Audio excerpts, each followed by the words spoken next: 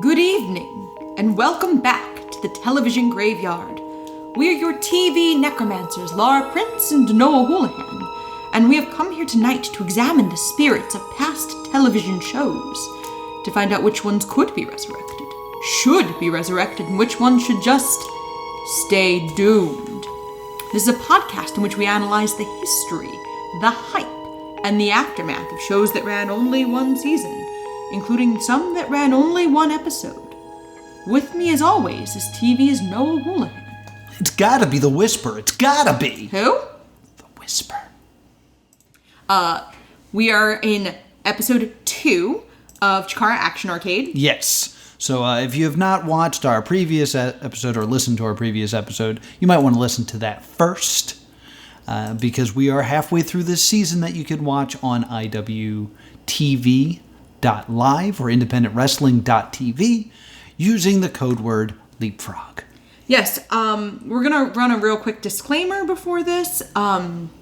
There are a lot of people for whom CHIKARA is a very upsetting subject, and there are reasons we're not getting into some of the other reasons CHIKARA is no longer an organization for various reasons, not limited to legal reasons. Yeah.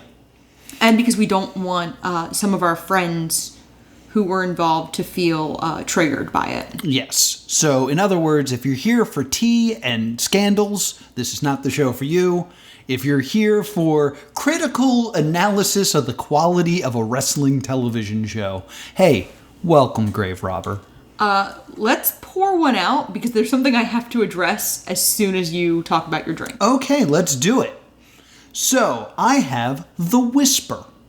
The Whisper is a drink with a blue-rimmed sugar, which I'm guessing is on my face, based on the way that Laura is giggling. It is made with a base of a seltzer that is black cherry and vanilla, because it shows like the dark side and the light side of the Whisper. And then blue curacao to make it blue, and a splash of banana rum, because I forgot to mention this last week. There used to be a banana championship in CHIKARA's spin-off promotion, Wrestling is Fun. So that's why the banana was there. Okay. Also, Top Banana is the show that we went to, which started our love for CHIKARA. How blue is my face? You can't wipe it away. It's not that there's sugar on your face, it's that... I've been stained blue? Yes. Necromancers, I made the blue-rimmed sugar with baking sugar, sanding sugar, and some blue food coloring, but I didn't have time to let it dry. So now Noah's face is increasingly blue with every sip he takes. Exciting. It's on your teeth. Oh, good. My drink is surprisingly strong, and I'm going to have to water it down throughout the show. Much like the Whisper, surprisingly strong. Yes. I have the Donarama Mai Tai. Okay. Donarama presents as this, wholesome 50s girl whenever she's cutting a promo. So I looked up what cocktails were popular in the 50s. All right. And because I'm having a lucky day, tropical 50s cocktails were very popular in the 50s. So I made a Mai Tai. This is an extremely bastardized Mai Tai because I found out how many things I didn't have while making it. So this is banana rum, because I guess Top Banana or whatever. And also we didn't have any other rum, like I thought we did. And orange juice, pineapple, and a splash of grenadine, and triple sec. Like Donarama, it's sweet, but it packs quite a punch. That makes sense. We have 3 other rums, just so you know. We have Dragonberry, we have coconut, and we have peanut butter. That's whiskey, the peanut butter. Oh, you're right, that is whiskey. We have 2 other types of rum. Yeah. Take a sip of that, it's great. Take a little sip of this. It's in a rocks glass. Yeah, it's in a Harry Potter rocks glass, because that's what I own. Oh, that is delightful. Yeah, I might legitimately make one of those in just like Donarama. Life. Delightful. So thank you, Donarama, for inspiring a cocktail I will probably consume in the future. Yes, and thank you, Whisper, for dyeing my teeth blue. The Whisper's a treasure of a human. So we're going to start with episode 7. Before we get into that, okay, there's a few things I want to actually address after listening to episode 1 again through editing, because there's 2 major points that I kind of discovered. One, episode 6 has neutral corners in it. Yes. Which is where each person talks about who inspires them. I forgot that we do not air the rest of them. Right. Because we filmed and I, edited and completed a bunch of these. Yes. But, this was right around where we lost our ring announcer. Maisie Caroline. Yeah, we lost Maisie Caroline. I could only think of her real name just then. We lost Maisie Caroline, and so a lot of it became unusable. But I still completed them. So, unfortunately, no one can ever see. Because I have them, but I don't think legally I can share them because they're not, for consumption. Right. Everyone doing impressions. Oh my gosh. So there is a fantastic one where the Whisper does Shaggy. From Scooby-Doo? Or Scooby-Doo. It wasn't me? From Scooby-Doo, and it's spectacular. Boomer does The Godfather. Zero just does a Southern accent. And Quack does not do one. And I specifically yelled at him, I'm really disappointed to see you didn't try to do an impression. So I just wanted to bring that up, that unfortunately, if there was ever a CHIKARA Action Arcade deluxe DVD released, it would be a wonderful special feature. And 2, after recording episode 1, I personally felt a little bit of guilt. Because I feel like we went a little bit hard on commentary. And as I was thinking that, we watched episode 7, and I remembered how, episode 7 is the episode that breaks me when it comes to the commentary. So we're going to get into it now, but man, I get real upset around this episode. Sure do. So get excited for Upset Noah, coming very, very soon. So episode 7 starts with a Zero promo about how Green Ant is his friend. Yes. And how, he loves Green Ant, and, he's hoping for the best for Green Ant, but also wants to win their Young Lions Cup qualifier. Or a semifinal match. Yes, semifinal. Yes. So the first match we're going to see is the Spoiler versus Masked Enforcer number 2, who I forgot his name, and my notes in here call him your friendly neighborhood funeral director and your friend's uncle at the bat mitzvah. Yes. Because those are all things this man looks like to me. I love the idea of this match where, he's defending the honor of the original Spoiler here, the Masked Enforcer. Okay. And I know that there's, a lot of kayfabe and things like that, but I will say that the Masked Enforcer was legitimately an older gentleman who wrestled in the 70s. So, this is legit, and he was great. During recording days, he was often the guy I sat down next to and just had conversations with, because the Masked Enforcer was an awesome guy. So, there's a few things I want to point out here. One is, at one point, Worthington says, can the Masked Enforcer stay in this? The flesh is willing, but he's just so old. That line is, the spirit is willing, but the flesh is weak. Yes. Hi, Editor Noah here. Upon review, what Jason Worthington actually says is, he has a lot of spirit, but it is a matter of whether or not the flesh is willing, which is a take and a different spin on the spirit is willing, but the flesh is weak. So technically he is correct, and I'm being a grumpy Gus. But I'll be more upset later. Just wanted to put in this interlude so that we are correct and accurate in our description of this show. Goodbye. So that's the first moment when I was like, oh, this is the episode I tried to get them to re-record commentary. Because I was so upset about the many things that are said, including the line, walking that rope. And here's the thing about Masked Enforcer number 2. You cannot hit the same strategy twice. Tried to go to the pool one too many times. It's Adult Swim now, and he's going to take him to school. It's like, what do those words mean? Yeah, I have a note that Kid Ref is the youngest person in the ring, seemingly by several hundred years. Kid Ref is Chris Levin, who is another delightful human. Yes, love you, Chris. I said that, I don't know Chris that well. I think I've met him once in He's passing. amazing. He's an amazing person. And in this match, Sidney claims that he invented the bear hug. I have have that note too. Which I love. Which is fun. Bacabella is trying his best. Yes. Spoiler wins by pinfall. Yes. So that causes him to pick up his second point for title contention. Yes. So this is a limited match because there's an older gentleman in the ring. Yes. But man, still fun. Yeah. Still a super fun It's match. a very different style of match for Chikara because, like, Chikara is what popularly would be called lucha things. Yes. Or less pleasantly, flippy shit. Yes. So this is more old school in style.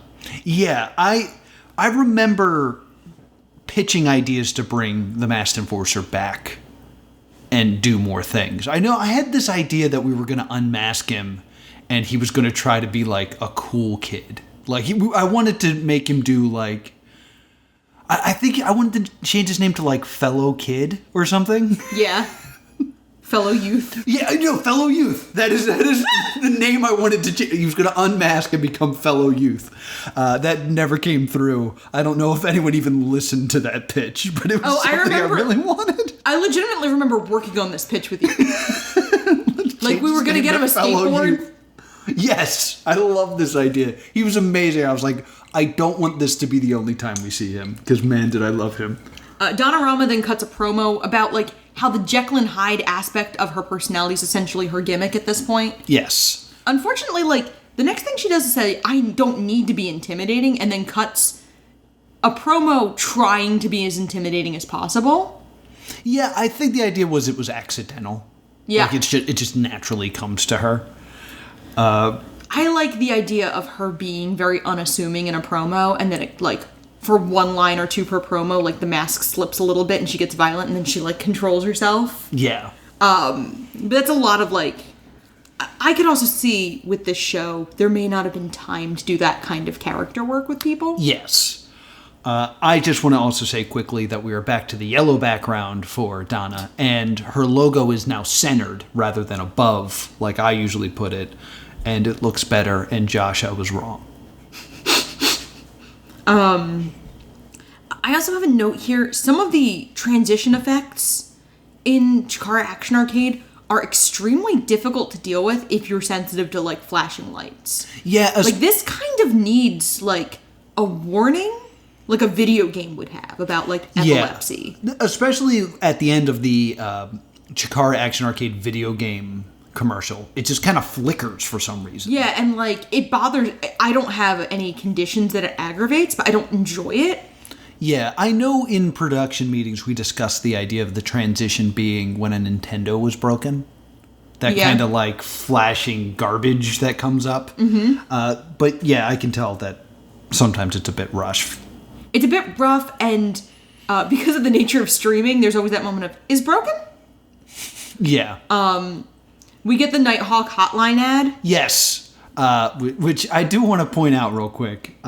What is being said here, it's a lot of jokes that you can miss really quickly. Because we talk about the Road Report with Gavin Loudspeaker, who is the old ring announcer who everyone loved, that unfortunately had to move to California on us. And also, we say something like, we'll tell the story about the time that Dragon danced on top of the Russell Factory. That is a line from the ECW hotline. Okay. Because their commercial, we said, we'll talk about the night that Come On, I Want to Lay You danced on top of the ECW arena, which was a night where something went wrong in ECW and they couldn't put the next match on. I think like the ring broke or something. So they sent this woman out to just do a striptease. Oh my God. And we instead have Dragon do it. I could picture people dancing on top of the ECW arena. Mm-hmm. So then we have our first Young Lions Cup semifinal. Yes. We have Max the Impaler versus Ricky South. Yes. And there's a note about how Ricky does not wear knee pads because he's tough. Yeah, it makes him tough. As someone who has been in a ring, the idea of not wearing knee pads makes me die inside. I mean, I, to this day, suffer an injury that I got from refereeing without knee pads. Yeah. I forgot it one day and I went down for a count and just tweaked my knee. And to this day, because it happened years ago and I wasn't going to see a doctor. Just every once in a while, my left knee is like, I'm not working right now. So, yeah, wear knee pads. I don't care how tough you are, Ricky South. Wear knee pads. Ricky South wins this with the Kiss of Death pile driver. Yeah, and there's some bad commentary here. This is what if they keep really pushing. What if Ricky wins and takes the Young Lions Cup to Australia? Yeah. That's the only note I have. Do you have any other At one specific point, notes? Bacabella screams, "Jason, put your shirt on and stop dancing." Oh, right. Which is just weird and uncomfortable. It's a heelish improv move. Just because if you know anything about improv, you can't respond with, "I'm not dancing." So he's kind of like, he's being a bad improv partner to a person who knows how to improv. So he's like, I have to now say that I'm shirtless and dancing. Yeah. But that's Bacabella. Then we move on to Zero versus Green Ant. Yes. This is the moment that snaps me. Okay. Worthington asks something along the lines of, Heard from Zero earlier, he wants the best version of Green Ant, but there's a real question. Can Green Ant deliver? Can you be at your best when you're putting so much pressure on yourself, Sidney? You know, who cares? All right? I care. Who cares about the pressure you put on yourself? and immediately my thought as a fan is, well, if they don't care about this match, Why should I? Yeah. And I remember watching this as an editor and being like, we have to redo this. Like, we can't have that in the show. But it was in the show, and I got very grumpy. Yeah, because that's a key thing with commentary, is there's a fine line between being a heel and burying wrestlers or the product. Mm-hmm. And, that's something a lot of heel commentators have a very difficult time figuring out. Yeah. Green Ant does win, and he and Zero shake hands and part friends. Yes. This is the match where I realize that the relationship between Bacabella and Worthington is disdain. Yes. Unlike Bobby and Gorilla, who they're, trying to capture the magic of, while there's contention between them, there's also respect. Even if it's slightly begrudging. Yeah, even though that they may not agree on everything, they value each other's opinion. Yes. This, it feels like they don't want to be in the same room as each other. Yes. And it creates an uncomfortable energy. Then we get the Cybernetico report. Yeah, I have some issues with Laterna here. Okay. I've discussed the pacing being very difficult with CHIKARA Action Arcade, and in this particular report, Laterna has really bad William Shatner syndrome of, her voice and her speaking style is very halting. Right. And to me, it, kills some of the urgency. Mm-hmm. Because she just kind of stops and pauses every few words. Yeah, she kind of has a delivery where she pauses before hitting an important word. And it reminds me of William Shatner, and also specifically Brentalfloss's impression of William Shatner. Because he did Khan the Musical, and it reminds me specifically of him playing Kirk in Khan the Musical. So then we have Blank. This footage was held on strict embargo, which is anytime we see a package with Blank, mm-hmm. The person introducing it, it's you at one point and it's yes. Laterna at one point, you have to say that. Yeah, it's held in, because the idea is we're revealing it and it's like a premiere that we are seeing this. I remember this promo because it's very echoey, so we're like, let's just play with that and make it look weird. So yeah. I took all the color out except for his eyes to create more of an artistic feel for this one. And Blank delivers an odd Mad Libs promo. Yeah. The world needs beauty, but for beauty, there must be suffering. One at a time, I will this ugly world. One being at a... I've taken some time. I've taken some to reflect. But reflection is only comparable to... Brutality is a utensil, and it is a utensil that I know... Well, brutality in art. A desire is indisposable, and blank is... I find it kind of hard to understand. I didn't get it. Yeah, that he's doing that. But I feel like it's artsy-fartsy, and like we're kind of almost not supposed to get it. Yeah, I think it's better if you don't get it. And then we find out that the batting order for the Cybernetico is not going to be revealed until the day of. Mm-hmm. And then Ophidian cuts a promo, and here's my exact note. Ophidian's wearing his older style mask. No, wait, he takes it off. That was the point. Okay. Yes, he's a snake shedding its skin. Yeah, because he wears his older style mask and then takes it off to reveal the current variant of Ophidian's look. Yeah, Ophidian's had many different masks throughout CHIKARA. Usually it was variants on a style. Mm-hmm. So he's wearing one of the older style. Yes. And then reveals one of the... He wears multiple masks in Action Arcade. Yes. But they kind of have a certain style that they are variants of. Mm-hmm. So he's wearing the older variant and then reveals the newer variant. Yes. So then we have the Razorhawk version of the ice cream commercial. This is another one that I did, and again, I had to frame by frame put the ice cream on it and have it shift around. And there's a moment, since it's a Los ice cream on the ice cream bar, like live, you see him scratch his nose. And like, that's the big joke. Okay. Is like, oh, it moves and stuff like that. We had a third one that I made with Boomer. Mm-hmm. And I just kept saying, Boomer, hold a popsicle stick in front of you and hold it as still as possible. And Boomer sent me 5 or 6 that starts with him whipping the popsicle from behind his back or pulling it out of the freezer. Oh my God. To the point where I eventually sent him a message that said, are you fucking with me? Like, is this a joke? Oh my God. And then, like, he finally got it. I made the whole thing. I sent it to Quack. And Quack was like, we already did the nose scratch as a bit. We have to do something else. Oh my God. And I was like, okay.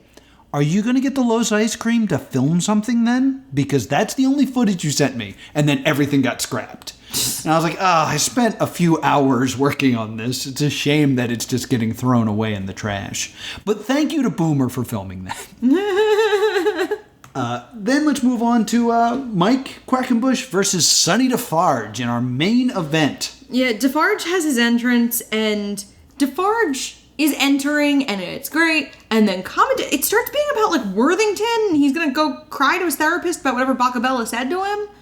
It's so not about, this is supposed to be a really big storyline match. Yeah, they're not really hitting the button of, like, what Boomer said in his promo. No. About challenging Defarge not to cheat, which I think would have been helpful. They don't talk about Defarge at all. Yeah, I probably started tuning them out. And then when Quack comes out, there's a mistake that we need to cover up, and I remember having this argument. Quack comes up, and then a Quack graphic comes up and stays on screen for too long, and then goes away. And that's up there to cover something. I forget. But I kept saying, like, that graphic's too long. And they're like, it has to be that long to cover the mistake.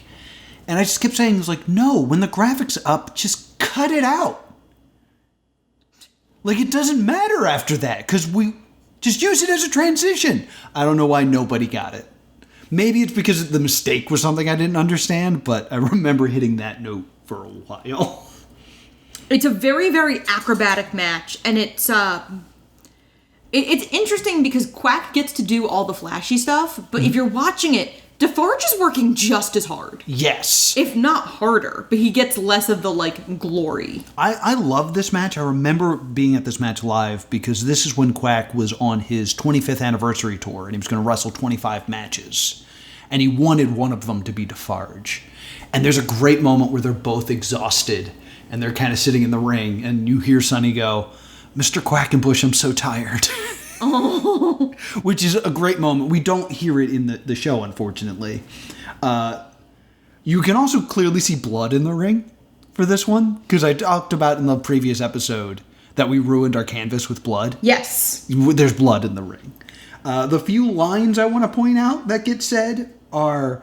Wrestling Sonny Defarge is like playing video games against my friends that would just press the same buttons over and over and over again. Ugh. And I was like, that's so insulting. They're doing so much. Oh yeah, I actually have commentary burying Defarge in a very weird way. Some of it is gimmick, like some of it's he smells bad and he's dirty, which is part of the gimmick. But some of it's burying how incredibly hard Defarge is working in the ring. Yeah, so I got real upset by that line. Another great line of, he kicked out at the very last ounce of a second. It's like 12 parsecs. I was like, what are you talking about? The ounce of a second.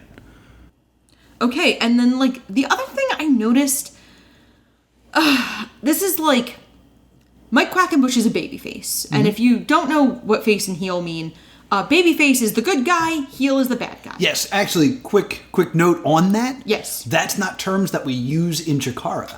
Chikara. That's right, it would be Rudo. And Technico. Yes. So Rudo would be a heel or a bad guy, and a Technico would be a face or a good guy. Yeah, it's technical and rude. Yeah. Anywho. So Quack is a technico, a babyface, a good guy, a hero, whatever word you want to use. And Worthington says that Quack has pure hate toward Defarge. And I was like, pure hate is not a hero, babyface, technico trait. Yeah, listen to Yoda. Yes. Hate leads to suffering. It's bad commentary work to do that about one of your major technicos. I would say the biggest technico, because he's going to lead the Cybernetico team for the technicos in the main event of our biggest show of the season. Yeah. So it's just... Not to borrow a term from our good friends AEW, it's sloppy shop. Like, it's bad work. Yeah. This is the kind of thing... You and I recorded Technico. You and I recorded commentary for a few cosplay pro wrestling matches. Yes. There were times you stopped and went, here's what you don't do and here's why. Yeah. And knowing those lessons, we'd go back and re-record it. And I would be like, oh, okay. Because you always had a good reason why. Mm-hmm. And this, like... So now I'm more attuned to it than I used to be. Yeah. And I was like, ooh, pure hate is not something you apply to your technico. Yeah, it's hard. Commentary is a very hard job. It really is. Because it seems like it's just describe what you see. But it is so much more. And I could be significantly more sympathetic if the commentary was recorded live. Yeah. Because in the moment, I could see, shooting your mouth off and saying something you didn't really mean to say correctly, or something that kind of violates the rules. Yeah, quick story. There's live commentary me and Quack recorded once where someone does a dive and wipes out the front row of fans. Oh my God. Like, not the fans, but like the chairs. And I make the joke, see, this is why you don't get the front row tickets. Just get the second row because it'll become the first row. And I got to, this is why you don't buy the front row tickets, before Quack grabbed me by the shoulders and was like, thanks for putting a stop to those ticket sales, Scott. I was like, ooh, good point. Yeah. But like I said, that was live. Right. You would have never been allowed to leave that on a recording. Yes, when we had the power to fix it.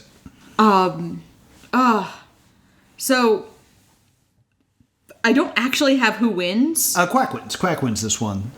Because this is what causes Defarge to go back down to 0 points. I literally don't know what. It's some kind of weird thing. Anytime Defarge has a match, I never have who wins on it. I don't know why. I don't know why either. I believe he wins with the Lightning Lock Beta, if I recall correctly. But I have every other winner of every other match. Why did I do this to Defarge? Something about Defarge. Oh, I apologize for my Defarge erasure. That's a great word. The credits feel really short in this episode. Yeah, they're always short. And then we go to a taped-up body bag outside the Wrestle Factory. And a man lifts it one-armed and turns to the camera. And the camera angle and the way it's shot are clearly meant to echo the first time we see Thanos in the post-credits of the Avengers. Yes. And it's the first time we see Calyx the Castigator. Yes, it's the first time we see him. I wanted Calyx to do an ice cream commercial from the beginning. And Quack was like, he's a monster. We don't want to, deflate him at all. And I was like, all right, good point. So this is a fun way to introduce this monster character. Episode 8. It's very important to mention Calyx the Castigator in real life. Literally one of the best people. Yes. I love when someone who is a monster heel in real life is just, a good person. Yes. He's a masochistic man monster. He hurts himself and only hurts others just so he can be a wrestler. And he has cats. So episode 8, we kind of have a package about the Young Lions Cup. They talk about how Still Life has defended successfully more than any other Young Lions Cup champion with 10 successful defenses. Yes. And we kind of start in media res with Donorama already in the ring. We get a little bit of the Donorama entrance, but the ham and egger that she is fighting, the jobber, is already in the ring. Well, I bring up ham and egger because I remember when we watched this live, and you were kind of I think you might have been in the other room or distracted from something, but your head shot up and you went, did they just use the N-word?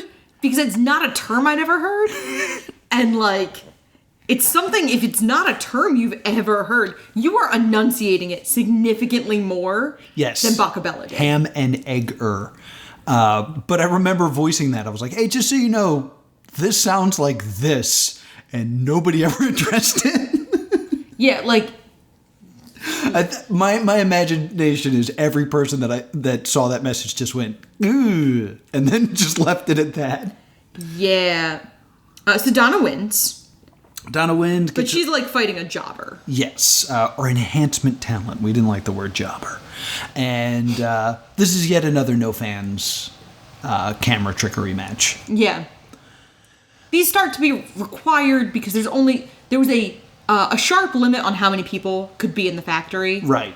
Because at this point, the Rona is in full force. I feel like we got most of the stuff done before super lockdown rules were established. I feel like a lot of this stuff was done, if I remember correctly,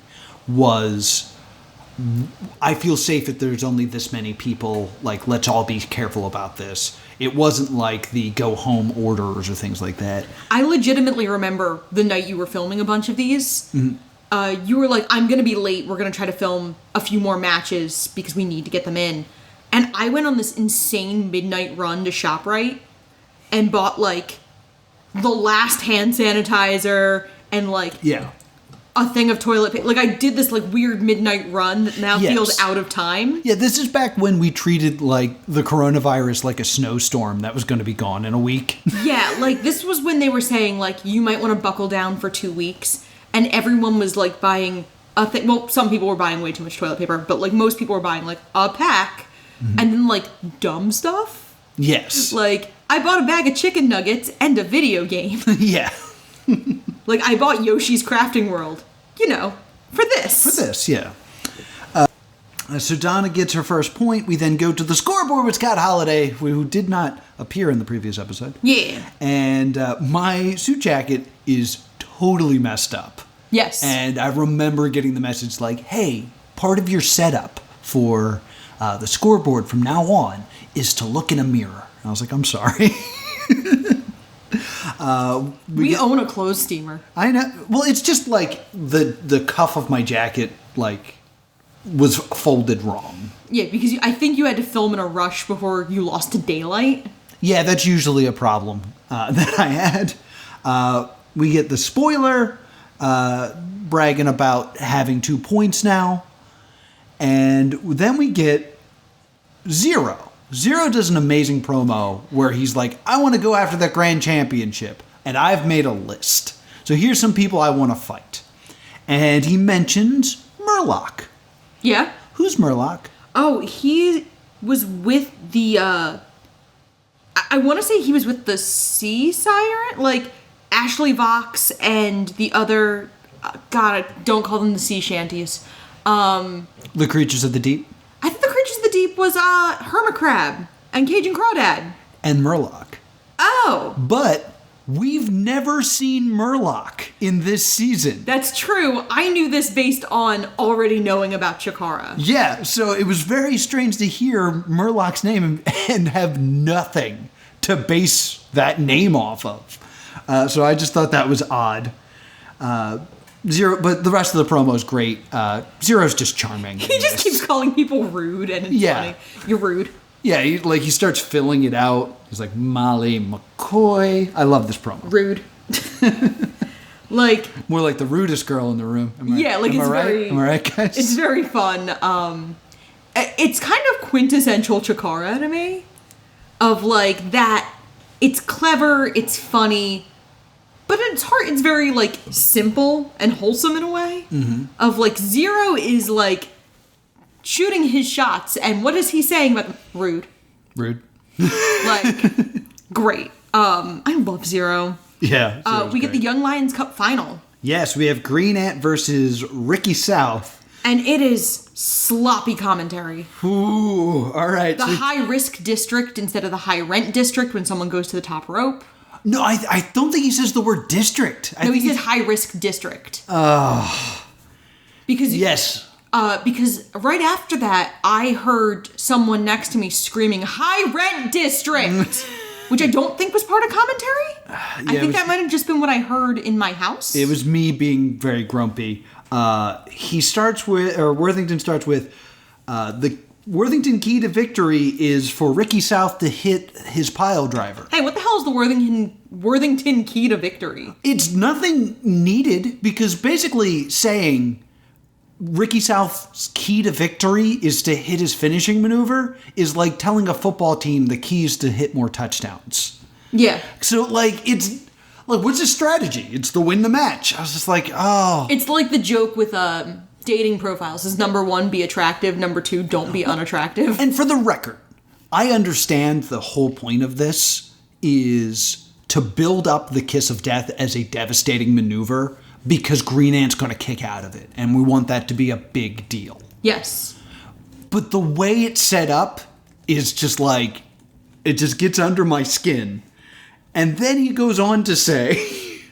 Just like the rest of us doesn't want to see the cup, go to Australia, and never come back for a year. You know... That feels like little kids, like... Dude... So he does end up kicking out of the kiss of death. Yes. And Ricky South then has to pull out all the stop and hits a second rope pile driver. Yes. Which is something I've never seen. I do like Ricky South. Ricky South is amazing. Fun little story. Yeah? Basically, Ricky South becomes the Young Lions Cup champion in this match. Yes. And was not planning to stay in the States to compete more in Chikara. So Green Ant came up to me and was like, it was either Green Ant or maybe Razorhawk. No, because he already won it. I think it was Green Ant said, so do you want to go to Australia and beat Ricky? Oh. So Quack asked Green Ant to fly to Australia to get the Young Lions Cup back. And I actually ended up having a conversation about going to Australia with Green Ant as like part of a Chikara tour. And this is before the world goes away. Right. So like, I don't think it's a conversation I ever had with you, but yeah, I feel like this is real important. There was this like weird part of time where like the ants and myself were going to go work in Australia for a little bit.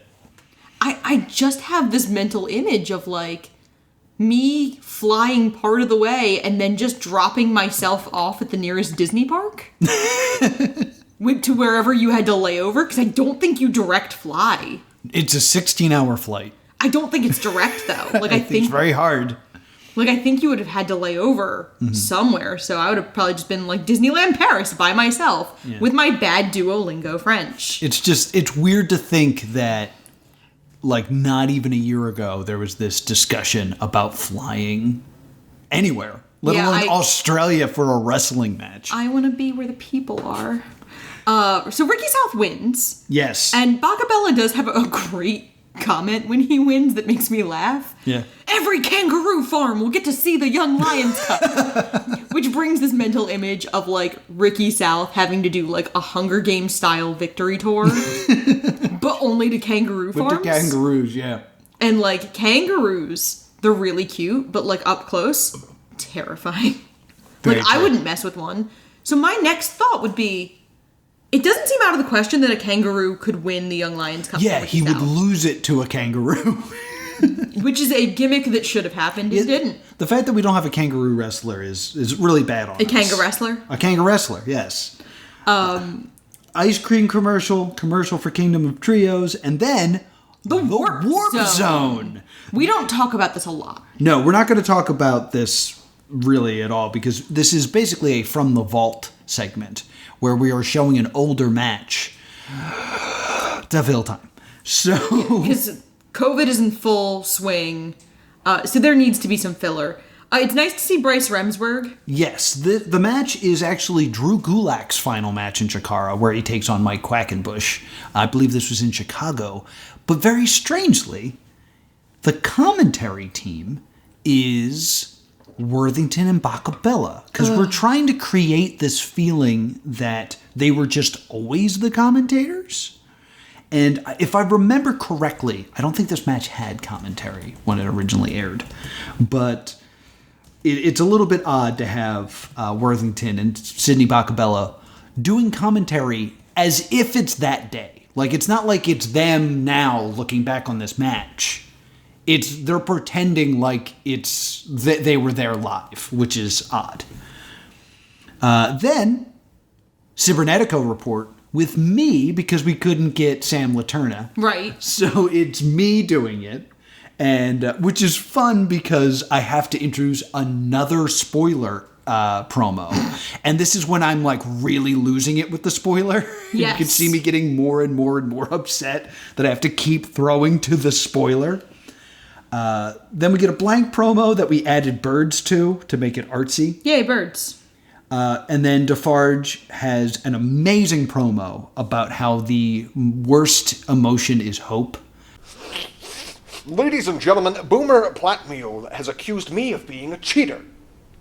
Well, I invite you to peruse my long and historic record. Over 200 matches and nary a disqualification among them.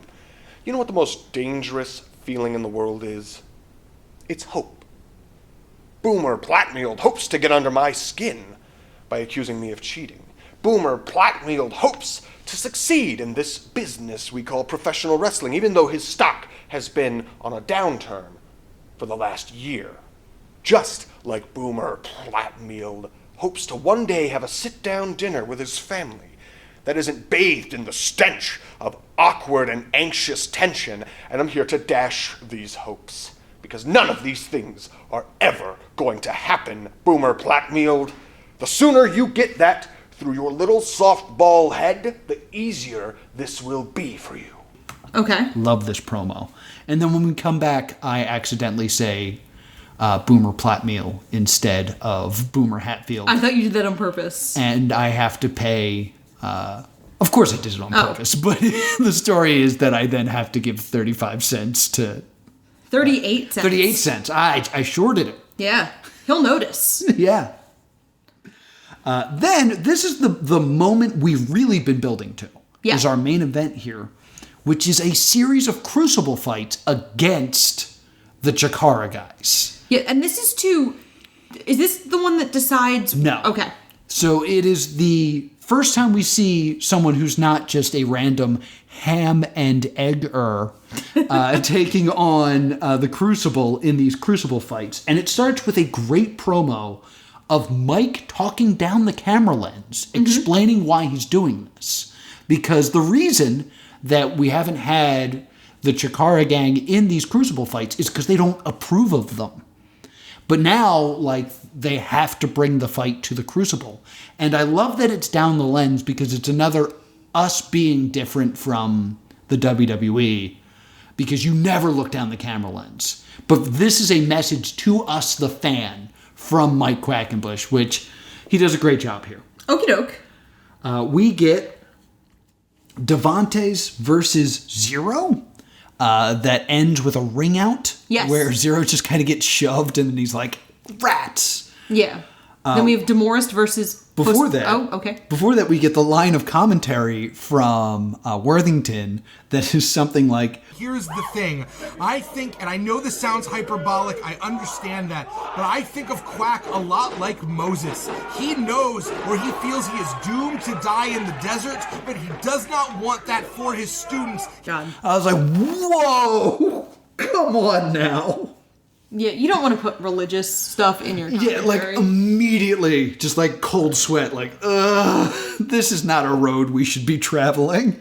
Then we get Demorest versus Josue Abanez. Yes. And then my next note is, seriously, what are the Worthington keys to victory? This is stupid. Oh, does he say it again? He must, because I have a note about it. This is another thing that I threw a little hissy fit about, and I apologize for my hissy fits. But how do you win a Crucible fight, Lara? Either ring out, Yes. which is being thrown out of the ring, tap out. Yeah, or submission instead Submission. of... Yeah. That's ring out, submission, or KO. Yes, knockout. In this one, Demorest wins by referee stoppage. I thought that they were counting that as a KO. I know, but it should just... If you keep saying the only way to win is by submission, knockout, or ring out, why have a graphic that says stoppage? That's true, yeah. Like, these are the little details that always bothered me, and it still does. Then Tunku Amir versus Faraday, and Xavier Faraday wins. Yes, Xavier Faraday pulls he's the it out. first Wrestle Factory who wins. Yes. And so, like, this makes him look great. Yeah, it's the first time that the Crucible has lost a Crucible fight.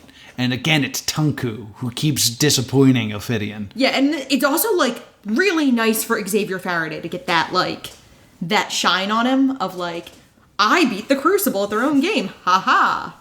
And while I like Xavier Faraday a lot. I love this moment. While they're all celebrating that Faraday wins, Matt Mikowski jumps in the ring and just murders Josh Wells. Well, he grabs Joshua Wells from the floor, like while he's celebrating, throws him in the ring, and then murders him. Yes. Ophidian takes Amir outside to, like, talk to him or beat the crap out of him. And it reminds me of, like, when you're at a birthday party and the birthday kid acts like a little brat and his mom takes him outside the room to, like, talk to him to not be a little shit. Yes. And basically he refuses to remove the armbar from Josh. Yeah. Which ends up in this big brawl where, like, both sides are fighting. And I was directing this day. Okay. And it was very simple what needed to happen.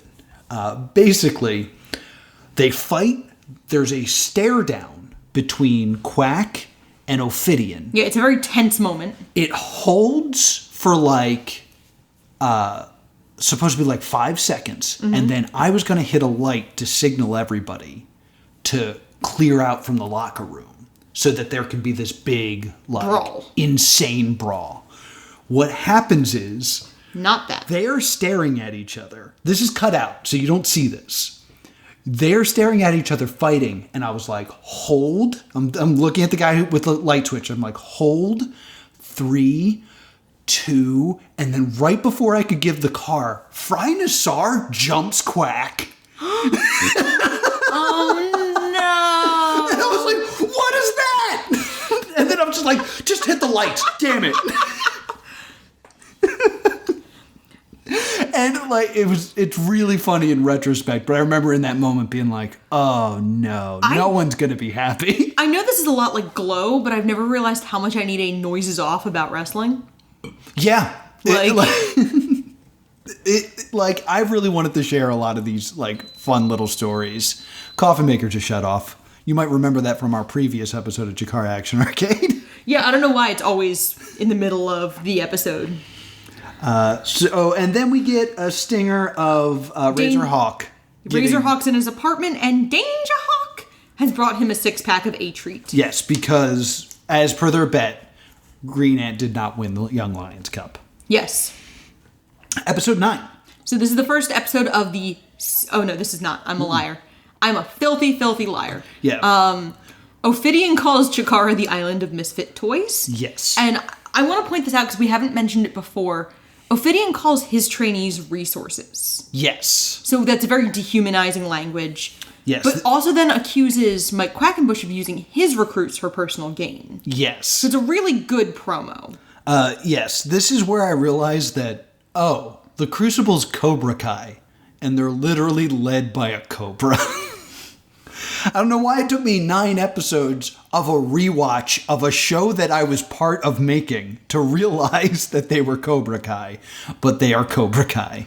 This is also where Ophidian challenges Quack to a match. Yes. And the winner gets to choose the rules of the Cybernetica. Yeah, if Ophidian wins, it will be done through Crucible rules.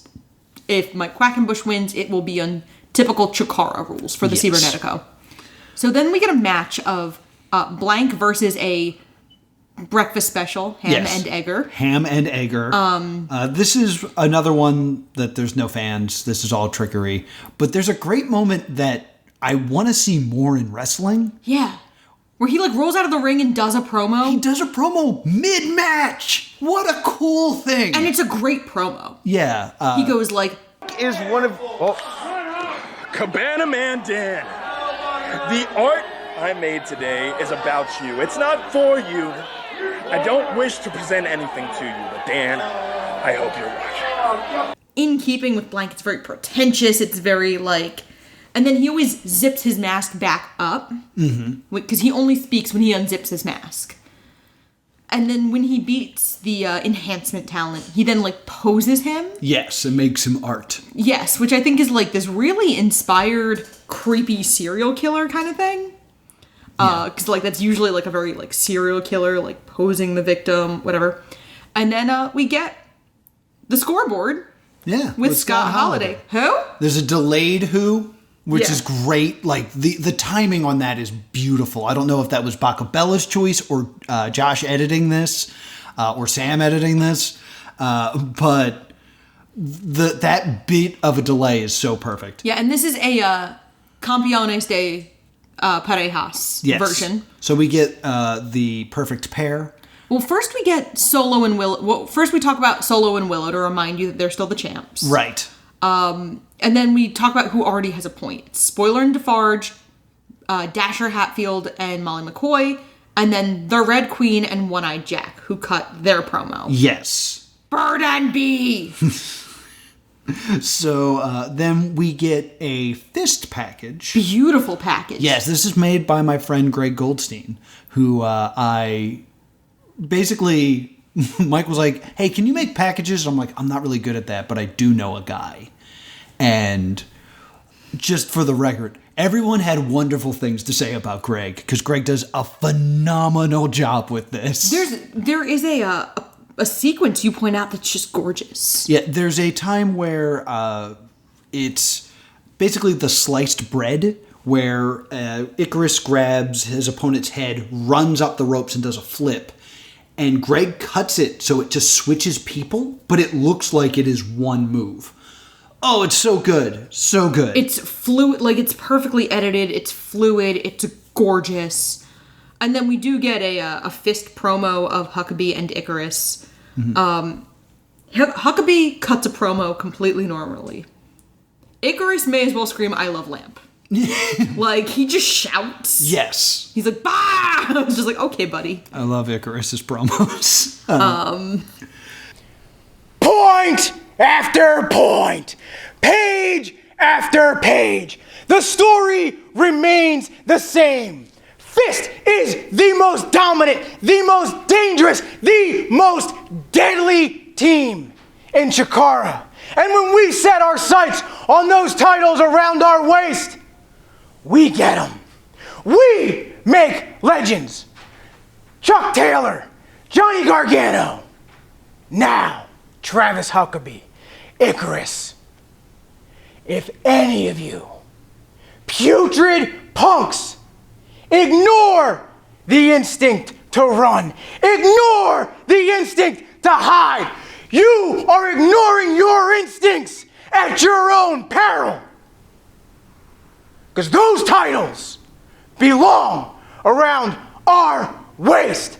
And if you think that for just 1 second that you stand a chance, my friend, you are dead wrong.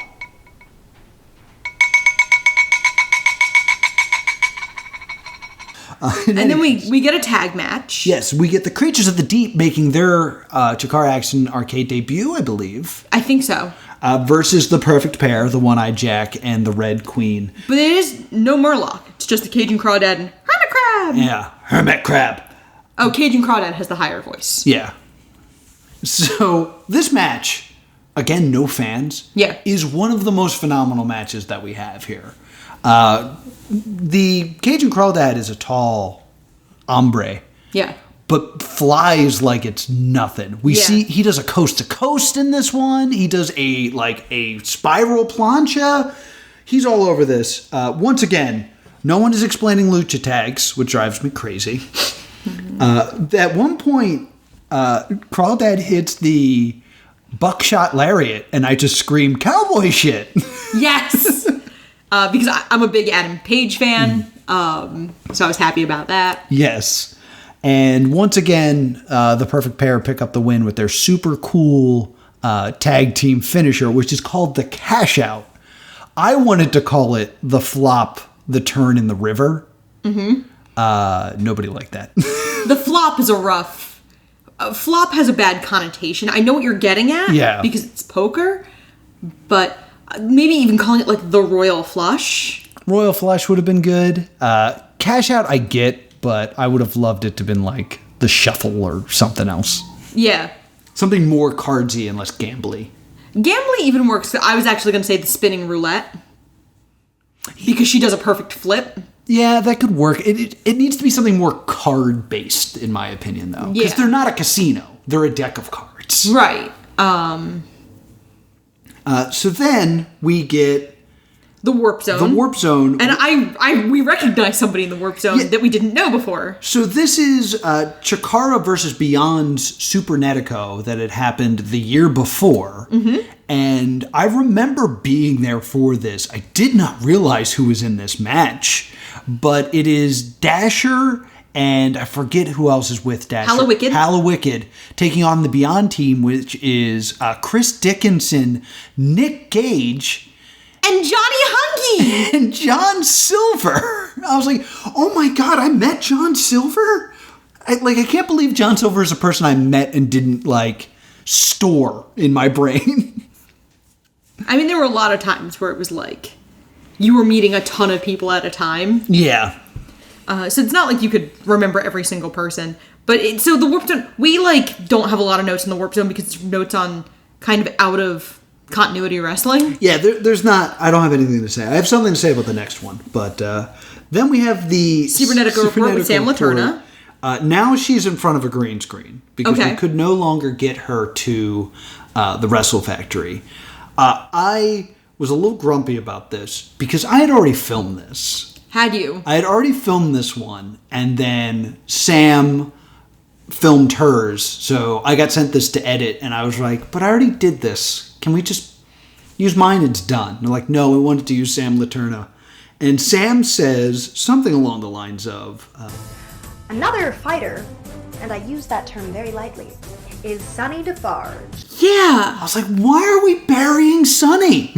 Yeah. Oh, she also says a master of 1,000 hurls. The Torneo Cibernetico will be decided when the Master of 1,000 Hurls versus the King of Snake Style. Hurls, yes. Because then my next note is Ermagerd Hurls. And, I understand Sam was at home, and it was like very hard for her to record this. But I remember thinking like, "Ooh, someone should tell her not to use that phrase." It's also tough because a lot of these things are things that are really, really excusable recording live. But when you have the chance to go back and fix it, you fix Ermagerd Hurls. Like, Yeah. I recorded lectures this last semester for work, and there were times where you'd get 2 minutes into a slide, you'd have a verbal gaffe, and the next thing you hear is, "Oh, butts." And then I'd stop and re-record that slide. Yeah. So a 15-minute lecture might take me 45 minutes to record. Exactly. Because it would take forever because I wanted it to not have those verbal gaffes. And that was for something only 15 people were going to see. Yeah. We get a great video package that makes Defarge look amazing. Yes, another Greg Goldstein original. He makes Sonny look like a superstar, which he needs after Commentary and Turniparium. shutting him down. Then we get a Boomer promo because they're setting up their match against each other at the Cybernetico, and the Spoiler has an open challenge. Yes. Then we get a hotline ad. Yeah, I get to dance around with the phone some more. And then we get Ophidian versus Quack. There's one huge problem in commentary here. Yeah. They mess up Quack's injury. They say he had like a back injury when he had like the knee injury. Yeah, and Quack does have a bad back. That is true. But they say something like he hurt his back so bad he had to use a cane. And everyone knows the cane was because of a leg injury. Yes. So that's a bit confusing. And it's one of those things where we're kind of starting over, so it's okay to kind of like rewrite history a bit, but it doesn't feel like they're rewriting history. It feels like they're gaffing. Yes. Ophidian and Quack are masters. Yes. They put on a phenomenal match. There's a lot of there's a couple great lines of just Quack on his knees screaming, "Come at me, Snake." Yeah. Which is great. There's so much just good. Just watch this match. It's so good. Ophidian wins with a forbidden hold 13, which would break your arm. So Quack immediately gives up when he's in this hold. Yeah. And it's like the wrestling equivalent of the unforgivable curses from Harry Potter. Yes. Yeah, they're just horrible, forgotten, forbidden holds. And Sidney Bacabella yells, "Do you know what this means?" Nothing good. Jason goes, "Nothing good." The whole point is this now means, which Bacabella now has to explain, that the Cybernetico is going to be under Crucible rules. Yeah, so my notes say, tell me the fucking story. That is the most important moment of the show. Yeah.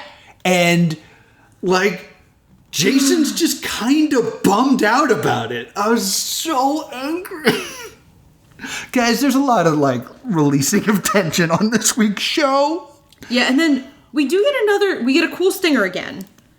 We see, it's the POV shot of somebody running. Yes. Very Blair Witchy, through the streets of Philadelphia in the middle of the night. Mm-hmm. Then we hear a rumble, and then it goes to black.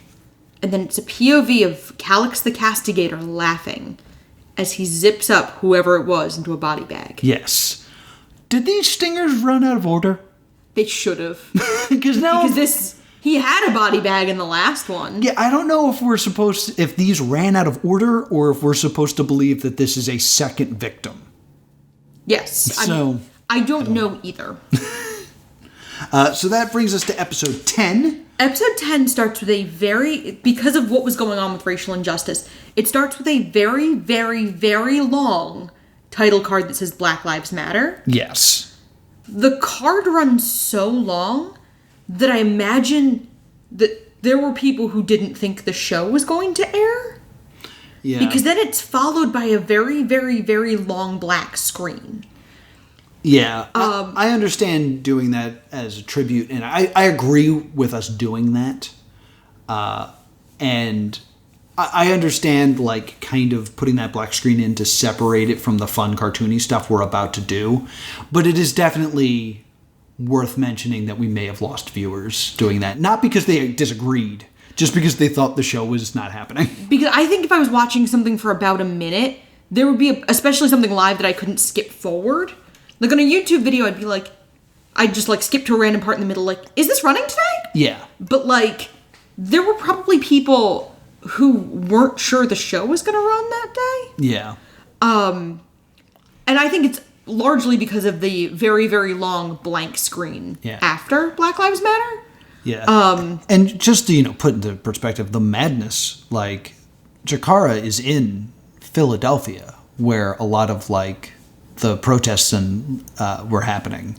And, like, we were dealing with a lot while also trying to make a television show.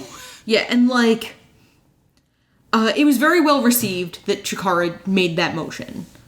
That they, had the Black Lives Matter. Because it's very important, especially because wrestling has had race issues. Yes. I mean, every field has had race issues, but, like, really acknowledging that wrestling has had so many. Right. Like, WWE has WWE had a black universal Kofi Kingston, right? Kofi Kingston, But that was this year or last year? That was last WrestleMania, yes. Yeah, sorry, the years are starting to blend together everything's because I'm kind very of a blur. old. But it took until 2019 for there to be a black universal champion. I think he was WWE champion. I don't think there's been a black universal champion hasn't been around as much. A black main champion. Yeah, main champion. Yeah. Not intercontinental, not US. The main big prize belt. Yes. The only ones that I can think of were The Rock. Ron Simmons held the WCW championship. And there was Mark Henry. Also held the main championship. And then if you count the ECW championship, you had... Didn't Henry hold the heavyweight? Yeah, he held the big gold championship. He did not hold the WWE championship. Which wasn't the main one at that time. It was the Raw SmackDown thing again. Okay. So yeah, not a long history of African-American champions. So yeah. And I think it's important to acknowledge, like, these race issues exist in literally every field. Yes. It's one of the reasons I like that Xavier Faraday is built the way he is in the show of he is being built in a way that makes him a credible future champion. Yes. So then we see a backstage shot of a stage manager trying to open the show, and then Calix enters laughing and covered in barbed wire. Yes. The stage manager has a great reaction of being a little alarmed, but mostly kind of perturbed. Yes. Which is stage manager AF. Yeah. Like, oh God.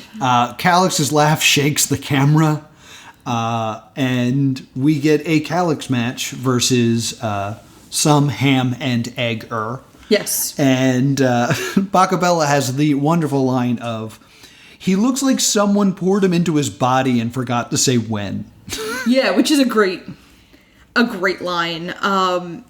He wins, obviously. Yes. He wins with a black hole slam, which is like one of the most standard big guy finisher moves. They show a replay of it. When we come back, the ham and egger is now in a body bag. Yeah. So I'm like, oh, okay, body bag's his thing, cool. And then we get we get the scoreboard. Yes. This is a very special scoreboard. Okay. You'll notice that I'm in front of my green screen yet again, but I'm wearing my glasses that have lenses in them. Yes. Because I had left my my lensless glasses at home because I'm at my parents' house right now because we lost power. Was that this day? Yeah. So I had to create this for a show that was going to air, and I didn't have electricity, so I couldn't edit and I couldn't film because my lights wouldn't work. So I had to take all of my equipment to my parents' house and basically record this in my childhood bedroom. Yeah, I think like I'm with you and I'm in your parents' kitchen doing my job. Yes. Like I'm working not from home, I'm working from your parents' kitchen, paying more attention to your dog. Yeah, so like I remember this day being like, this will get done. It's going to take me a little longer because I have to find a place that has power. Yeah, and like we couldn't go to my parents' house. Yeah, there wasn't space. Like, there was so many... and, like... Because my parents' dog would have never left you alone. But also, like, Corona. Yeah, so we couldn't go to my friend's house. We had to pick someone that was, like, in our bubble that we kind of had at the time. Yeah. So, yeah, this was a nightmare. Yeah, and, like, I believe there was something with the other people we were, like, bubbled with couldn't have us over either. Yeah. Because we were kind of bubbled with two of my friends at that point. Because they weren't going anywhere. But there was nowhere for you to record in their place. Because they had a similarly, like, small apartment. It was insanity. But we had to get this done so we could get the show done. I do the scoreboard. There's a bunch of promos, none of which are particularly any I have notes on. I love Razorhawk, damn it. Razorhawk does an ice cream. There's the Fist video package, and I just want to make a real fun note about... There's a point where everyone in Fist is wearing Fist t-shirts, except for the Kentucky gentleman, Chucky T, who's wearing a Raccoon City Police Department t-shirt. Yes. And I'm like, was that the only blue shirt you owned? Like, it looks like he tried to, like, improvise and also wear blue that day. Yes. It might have been in storyline, but I don't know, 'cause I don't know when it was done. Like, if him, like, I'm in Fist too. Then we get the Warp Zone. Yes, this I want to bring up. Yes. So this is a Chicago Cybernetico that we had where it was Chikara versus the Hexed Men. So this was a basically an evil stable where a bunch of our Technicos become Rudos because of magic, basically. Yes. Two things I want to point out is we've now seen two Cyberneticos with Dasher as a babyface. Yes. So it's a little confusing that he's now evil. Yeah, I didn't even think of that. And masked in these. And once again, Worthington and Bacabella are doing commentary. And it starts with Worthington saying, "The fate of Chikara is on the line."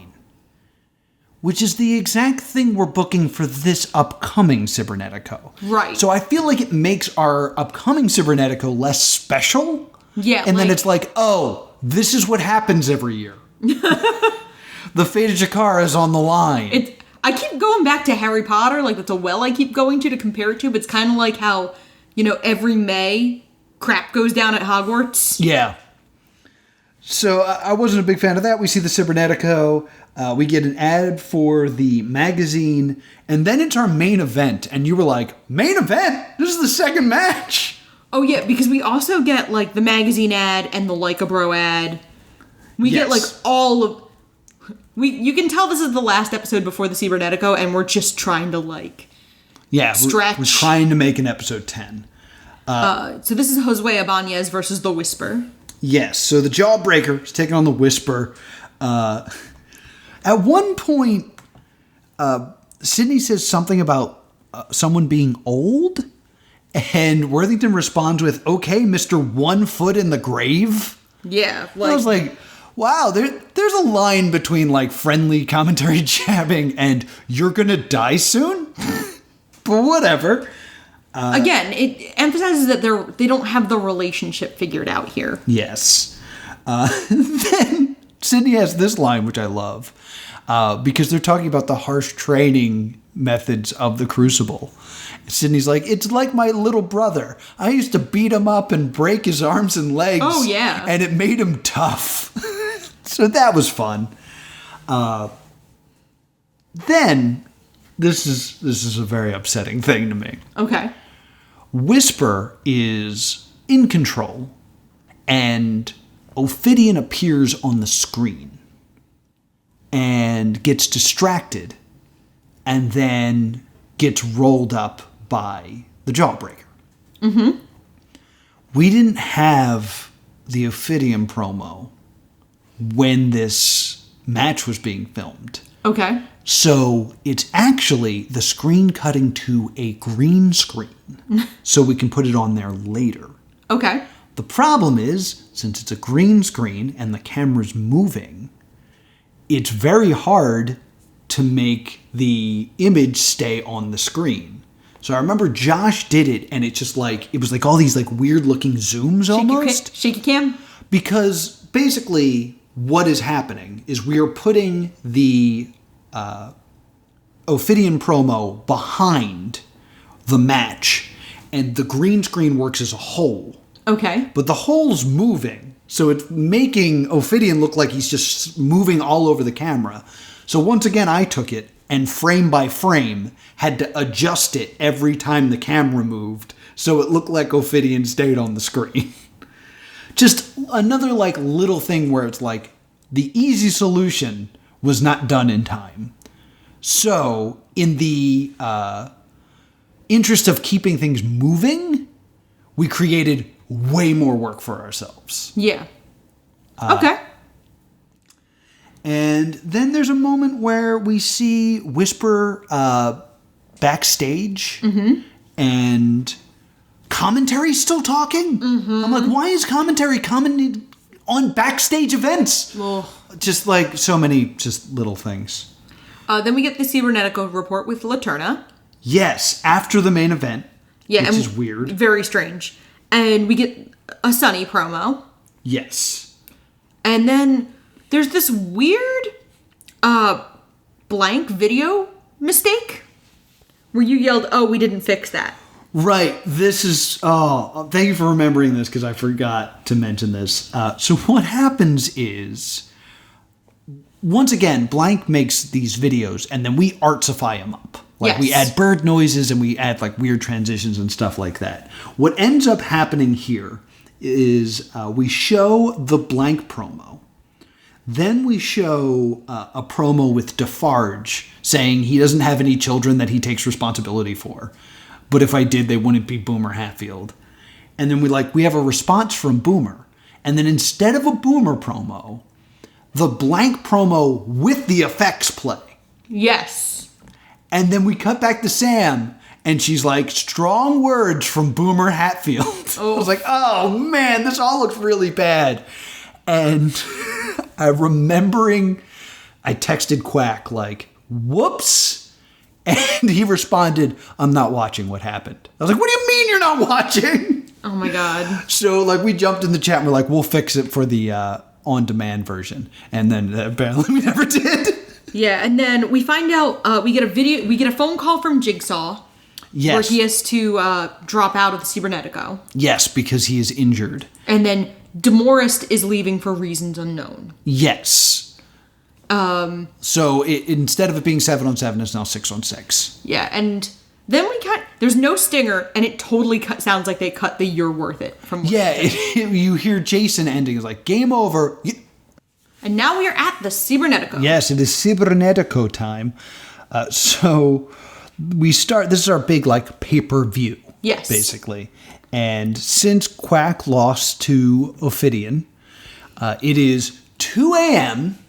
and everyone has been barred from the building. Yeah, no Scott, no Jason, no Sidney, no Sam. Yeah, well, Sam is outside. Yes, but she said, like, we're barred from entry. Yes. And then it cuts to a group of wrestlers watching live. And I say, confused. What's going on? They won't let Sam in the building! So, few things. So you didn't show up for work. I didn't even try. Scott Holladay did not even attempt to cover the Cybernetico. Yeah, he looked at it and went, nah, fam, bye. Or someone was nice enough to call him and be like, Scott, you can't come in. I'm shocked in that moment. I'm the one who's like, what does that mean? So I was just like, oh, I'm not going. We'll send Sam. 2, there's a shot of what will work as the crowd, which is a group of wrestlers watching it in a living room. Yeah. Which is myself, one of the Los Ice Creams, Still Life, Nytehawk. Because you and Nytehawk are in the same room. I know. We had a training. Then Hermit Crab and the Cajun Crawdad. And we're all just watching, drinking a treat, and wearing flannel. So, and Thiefant is there. I almost forgot about Thiefant, because Thiefant provided all the flannels we're wearing. Yep. Quack had this idea that wrestlers in their off time just wear their gear, but with flannel over top of it. Does he think every wrestler's McFoley? I mean, he doesn't really think that, but he thought it would be funny if that was reality. And I jokingly said, "Oh yeah, I'll throw it over my jacket." And he was like, "Could you?"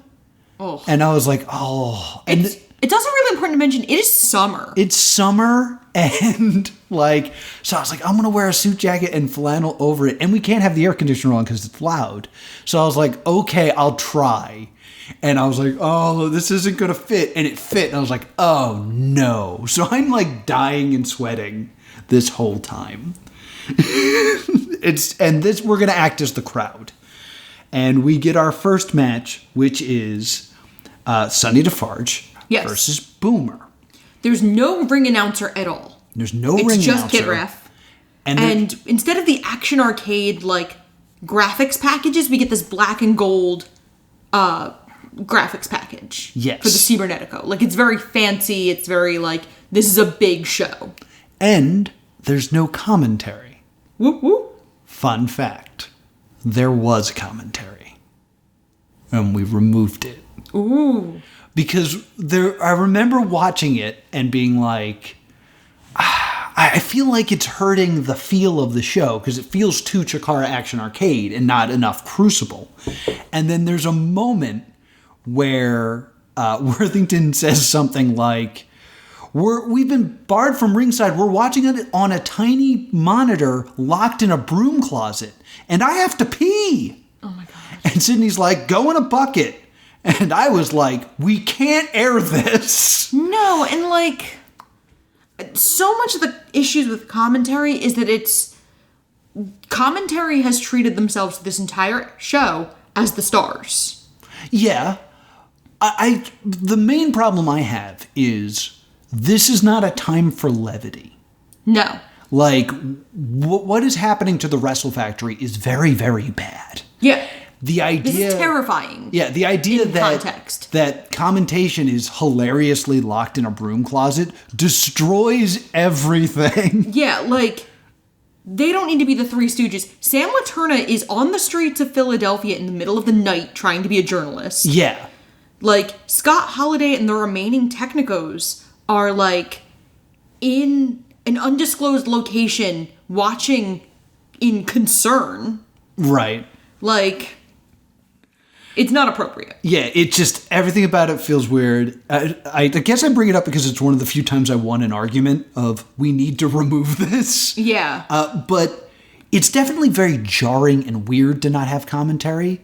But the lack of commentary makes Sonny DeFarge look like a superstar. Yeah, because they can't bury him. Well, not only that, but you hear Sonny the whole time during this match. I have some of the amazing quips. Yeah. That he says. There are no fans there, and Sonny points to the fan and goes, I see all the Boomer Platnfield's fans showed up. Good for you. There's a part where he picks up Boomer and runs up the turnbuckle. He does like an ascending superplex, and they hit the ground. And I forget if it was Sonny or someone in the crowd of wrestlers yells, "Like a bro!" Yes, which was amazing. And then we go for a pin. Sonny gets a 2, and then Sonny looks at the referee and goes, "In my books, we round up." That's fun. Which is a great line. And it's a great character line. Because, like, the legitimate businessman is cooking the books. And also, like, he's trying to cheat. Yeah. Works on every level. It's great. There's also a great, like, DeFarge does win. Yes. And there's a great character moment of Chris Levin raises DeFarge's arm, grimaces, and then, like, it bolts. Yes. Like, because DeFarge smells bad. I also want to point out the impossible camera angle we do. Yes. Where the whole time you hear Sonny saying, "Platmeal, Platmeal, Platmeal." Mm-hmm. And then there's a moment where Boomer gets sat up on the turnbuckle, and it cuts to a camera shot only possible if the camera was in the ring. And Boomer yells, "That's not my name," and then flies off the turnbuckle and destroys Sonny. Yeah. Just want to mention that we're doing something cool like that, and I'm going to bring it up again later. That's not my name. We go back to Sam Letourneau outside, who says, great match, and I say, how does she know? Yeah. And then she does like a little bit of like, Sonny Defarge gets his first point. And I'm like, she's stealing my job, how dare she? Yeah, there's a, like, but you do kind of still need a host, and it would probably be too focus pulling if it was, like, her trying to, like, find a way in, and, like, that became the plot. Yeah, I think it is better. Like, I think the easy solve is to give her a monitor outside, but this is a crucial part of the show. And I do think Sam does a good job with this role as the host of the Cybernetico. Yeah, I know I, like, wasn't happy with Maisie Caroline having her phone out. I feel like it could have been appropriate for Letourneau to have a phone. Have a phone, yeah. And, like, you know, she's watching a live stream just like we are. Yeah. I know we were unable to have Fry, but it would have been great to have it be Fry Nassar in this role as well. Because it's the Crucible. Have, like, two correspondents. Just have him out there being like, I'm hosting this. And Sam being like, no, I am. It's like, nah, Crucible rules. Have him eat French Toast Crunch, like...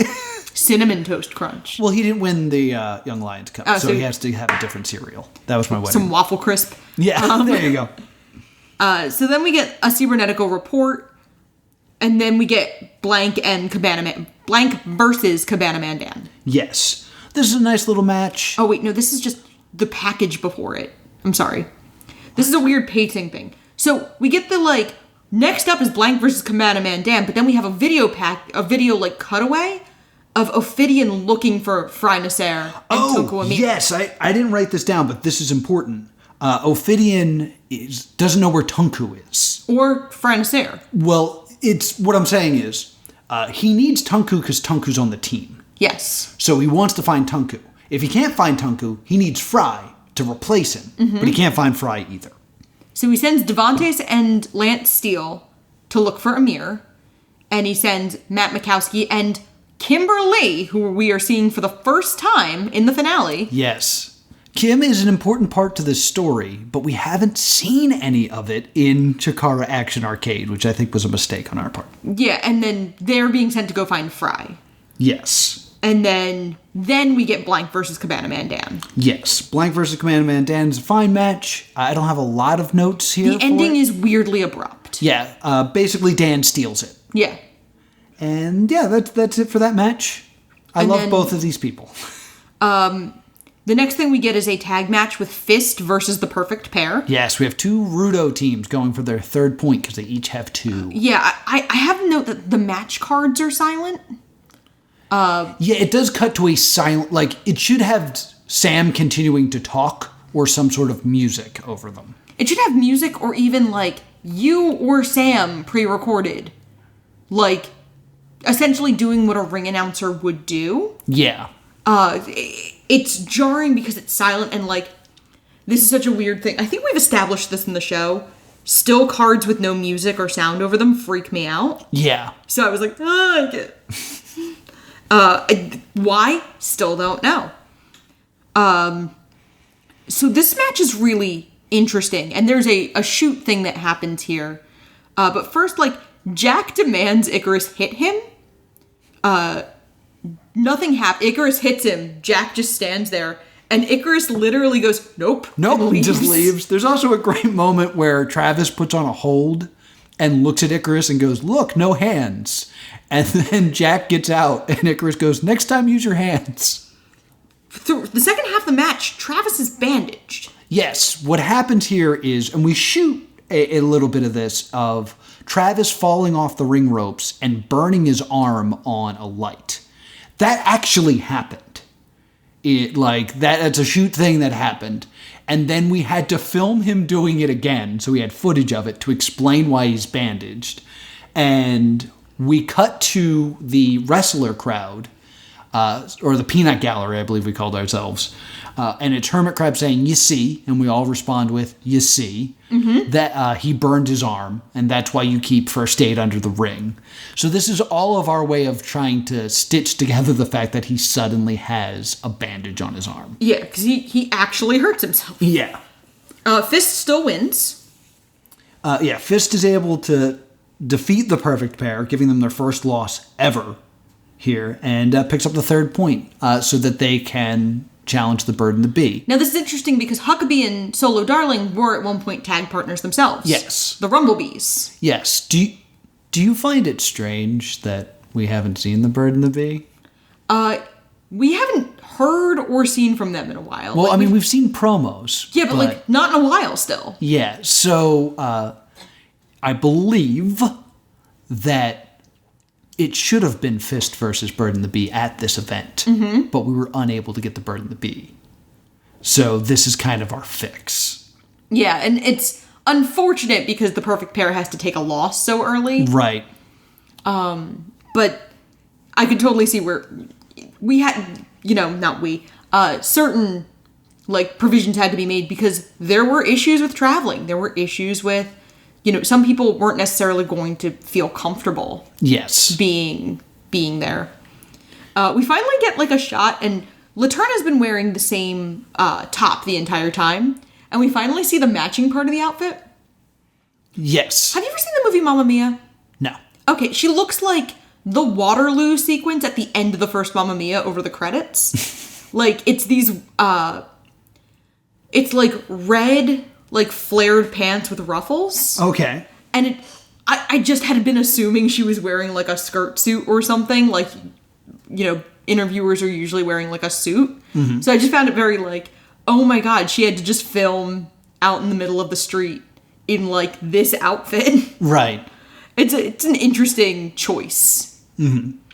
And Boomer is trying to leave. I actually really like this. And she ambushes him, but takes forever to ask a question. This is all on purpose. It's to make Boomer as uncomfortable as possible because he just lost. He doesn't want to talk to anybody. Yeah, so she's like, Ken, and he's like that visible, he's wearing a mask, but you still know he wants to die. Yeah, I love this. I love all of this. And it does look a little weird because we're using fluorescent lighting outside and everybody looks a little green. Yeah. Then we get another of Ophidian being where's everyone? Yeah, Steele shows up and he's like, I can't find Amir. And Mikowski's like, I can't find Fry. Yeah. And he's like, well, that's your problem. Go find it. And then Whisper walks by, does a yo-yo trick, and then furtively glances at the camera, and then walks by some more. Yeah, and then it cuts to me saying, It's gotta be the Whisper. It's gotta be. Which I hate my line delivery of that. Yeah, and then there's another thing where you guys do the you see. Yes. You see. You see. He must have planned this all along. And it's clearly your attempt to do To Be Fair from Letterkenny. I was I had that as a question, why do you think we do this? But it is 110% trying to be our To Be Fair. Yeah, To Be Fair or what? Yes. Just something that when crowds came back, they would do it back to you. Yes. You see? To be fair. I should mention also, this is just a little thing that bothers me, and that's what this podcast is. It's me explaining little things that bother me.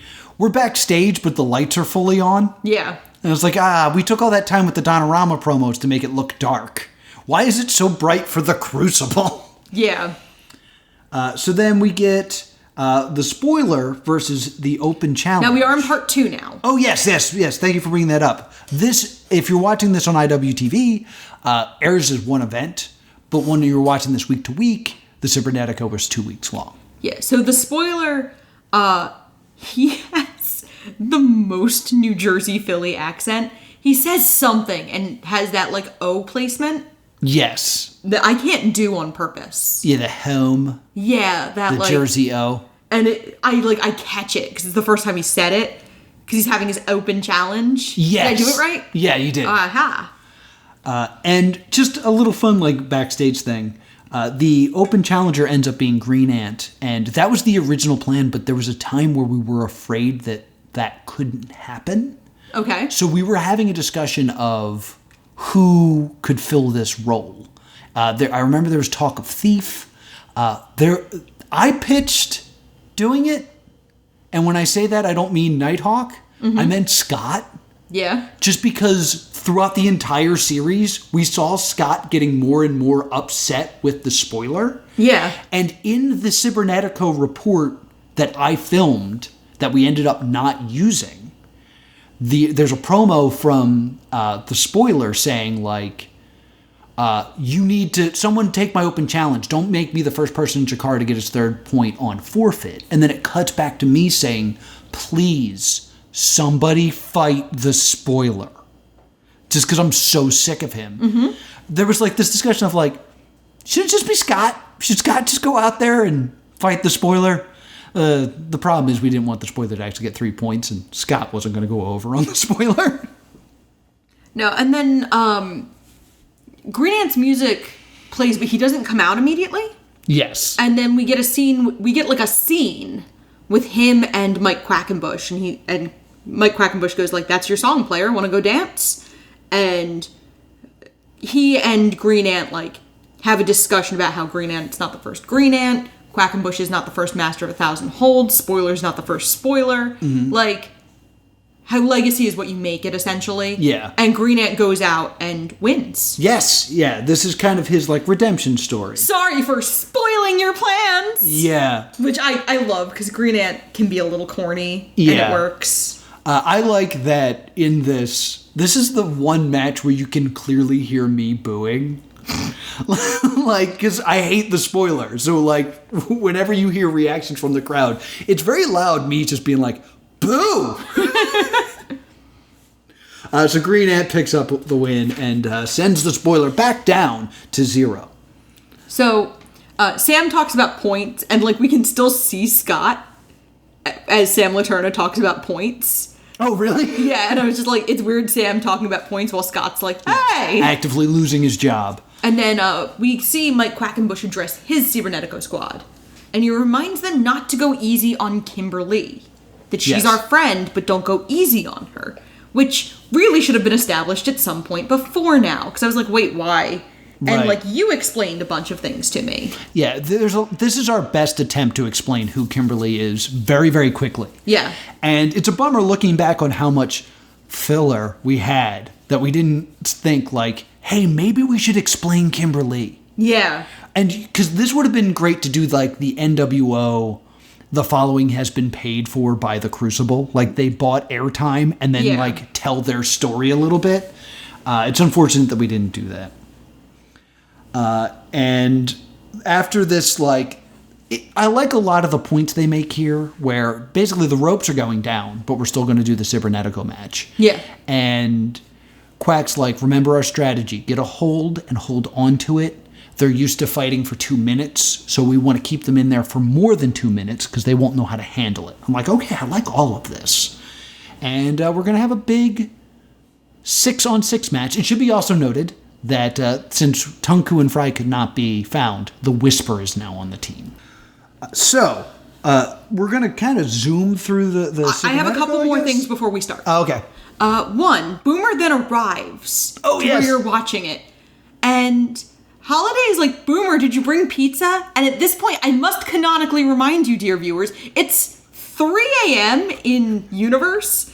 So, like, Holladay wanted Boomer to go get a pizza from, I guess, nowhere at 3 a.m.? Yeah, I wanted 3 a.m. pizza. And I pointed this out to you when we were watching it, and you were like, oh, yeah. I never thought of that. And then Crawdad wings a soda bottle at him. Yes. The other thing is we actually, unlike every other match, we've established the rules. But they use the Action Arcade graphics package style. Yeah, it to should be establish the rules. Crucible. It should just be the Cybernetico graphic style. The black and gold that they've been using as their branding. And as somebody who's, like, very dweeby about branding and marketing, this bothered the crap out of me. Because Crucible would have made sense, but the gold and black Cybernetico style would have made the most sense of, like, this is what we're doing. Hooray. Yes. And I believe the graphic says that eliminations happen from ring out, submission, knockout, or stoppage. Now stoppage has appeared in the rules. And then we see what the Crucible's logo really looks like, and then I roast you for, like, a solid 90 seconds about the one you made that looks like 1994. Yeah, it's a red sea on a black background, but whatever. Yeah, it looks cool. Everybody shut up. You shut up. Shut up. You. Yeah, it looks really cool. It looks more like what I said in the last episode of like very like modern looking in direct contrast with like the kind of cutesy, corny Chikara logos. So I knew I had to roast you for that one. So it starts off with Lance Steele versus Zero. Yes. And they start off doing the Crucible bow, which is like one arm across your chest. Yes. On one knee. I want to point out that it is not anchor versus anchor, so I still don't know what the anchor of the team means. Yeah, I have no idea. So we kind of... The first note I make is in the third, like, round with Wells and Kimberly. Yeah. And she does some good character work where she kind of, for a little bit, cowers and, like, you know, kind of, like, flinches when he's about to hit her, so he keeps hesitating. Mm-hmm. And then she goes for the kill on him. Yeah. That whole, like, this is our friend. Yeah, like, her character clearly plays into it. Yes. There's also a point where she complains to Mikowski while Mike Quackenbush and Devontes are wrestling. She complains to Matt Mikowski, like, why did Ophidian put his faith in Devontes instead of you? Yeah. So it kind of looks like she's sowing discord. Yeah, she's stirring the pot in the Crucible. Then we see Mobius versus Ophidian, and I hate Mobius's tattoo, and it makes Icarus look like the Ink Master, and God, I hate that tattoo. So then, like, at another point we see when Mikowski's on with Abanez, Kimberly talks to Devontes, like, why do you let Ophidian talk to you like that? Yeah. Kimberly is Regina George. Yeah. So you admit you're really pretty. Yeah. Like, that very mean girl thing, and it works. The first elimination... Well, before that. Yes. Because this is a big thing I want to talk about. Okay. Zero hits a big swing, and we cut to the point of view of the person being swung. Oh, yeah. And so it's just this big spinny thing and stuff like that. I think this is a good point for me to mention this. Yes. These, like, kind of, like, more cinematic movie-making things that we're doing is something we can do because of the whole, like, Corona thing and there's no fans and we have to be creative here. We did all of this before the WWE. Yeah? Like, during this time... Oh, yeah! Like, we are one of 3 wrestling companies putting out new content. Oh, that's right. Because it's just us, the WWE and AEW. ROH is dark. New Japan is dark. TNA Impact is dark. So we're the only ones doing it. During when this aired, this is when WWE is in their performance center with no fans, performing to silence. Mm-hmm. We were the first wrestling company to put in fake fan noises. This is before the greatest wrestling match ever between Edge and Randy Orton. Yeah. That did stuff like this. Oh my gosh. So, like, I want to point out, we did all of this first. Huh. Like, nobody knows that. But, like, we did all of this first. Yeah, and, like, Raw Underground looks suspiciously like the Crucible. Doesn't it? And I would like to point out that all of this aired before Raw Underground ever appeared on our televisions. Yeah. Huh. Yeah, interesting, right? Yeah, that's shady. Isn't it? Oof. Yikes. Yeah. So I just wanted to point out, like, we did a lot of stuff. Like, this is monumentous and not a lot of people know. The first elimination happens kind of in the second round. Yeah, well, everyone's gone through a tag cycle once. Yeah. And it's Devontes and Mike Quackenbush. Yes. And Mike Quackenbush is eliminated by ring out. By ring out. So now everyone's, like, without their leader. Yeah. And Devontes then tags in Ophidian. Mm-hmm. Because he has to. Ophidian knocks out Mobius with a package pile driver. Yeah, but we get a stoppage. Yeah, it's a stoppage. Yeah. So now it's just the kids. Because now we don't have Mobius. Jigsaw's not there. So, like, everyone there is a rookie. Yeah. Because Zero looks great because the next thing we get is Zero deals with an entire round of everybody. Yes. And Zero makes it for a long time, and he knocks out Mikowski. Yes, with that Japanese move, he knocks out Mikowski. And Ophidian has a reaction that's very villain in a video game when you've beaten the mini-boss. Yes. Which I know is the point, but I'm just like, oh! Yeah, it's perfect. And then when Zero decides it's time to, like, finally take a break, he taps in Abanez, who tosses out Kimberly. Oh, no, Zero gets taken out. Yeah, Zero gets taken out by an armbar by Kim. So then Abanez rings out Kimberly. Yes. I think it's important that she's eliminated by ring out. Yeah. They don't hurt her. Yes. They just kind of get rid of her. They get rid of her.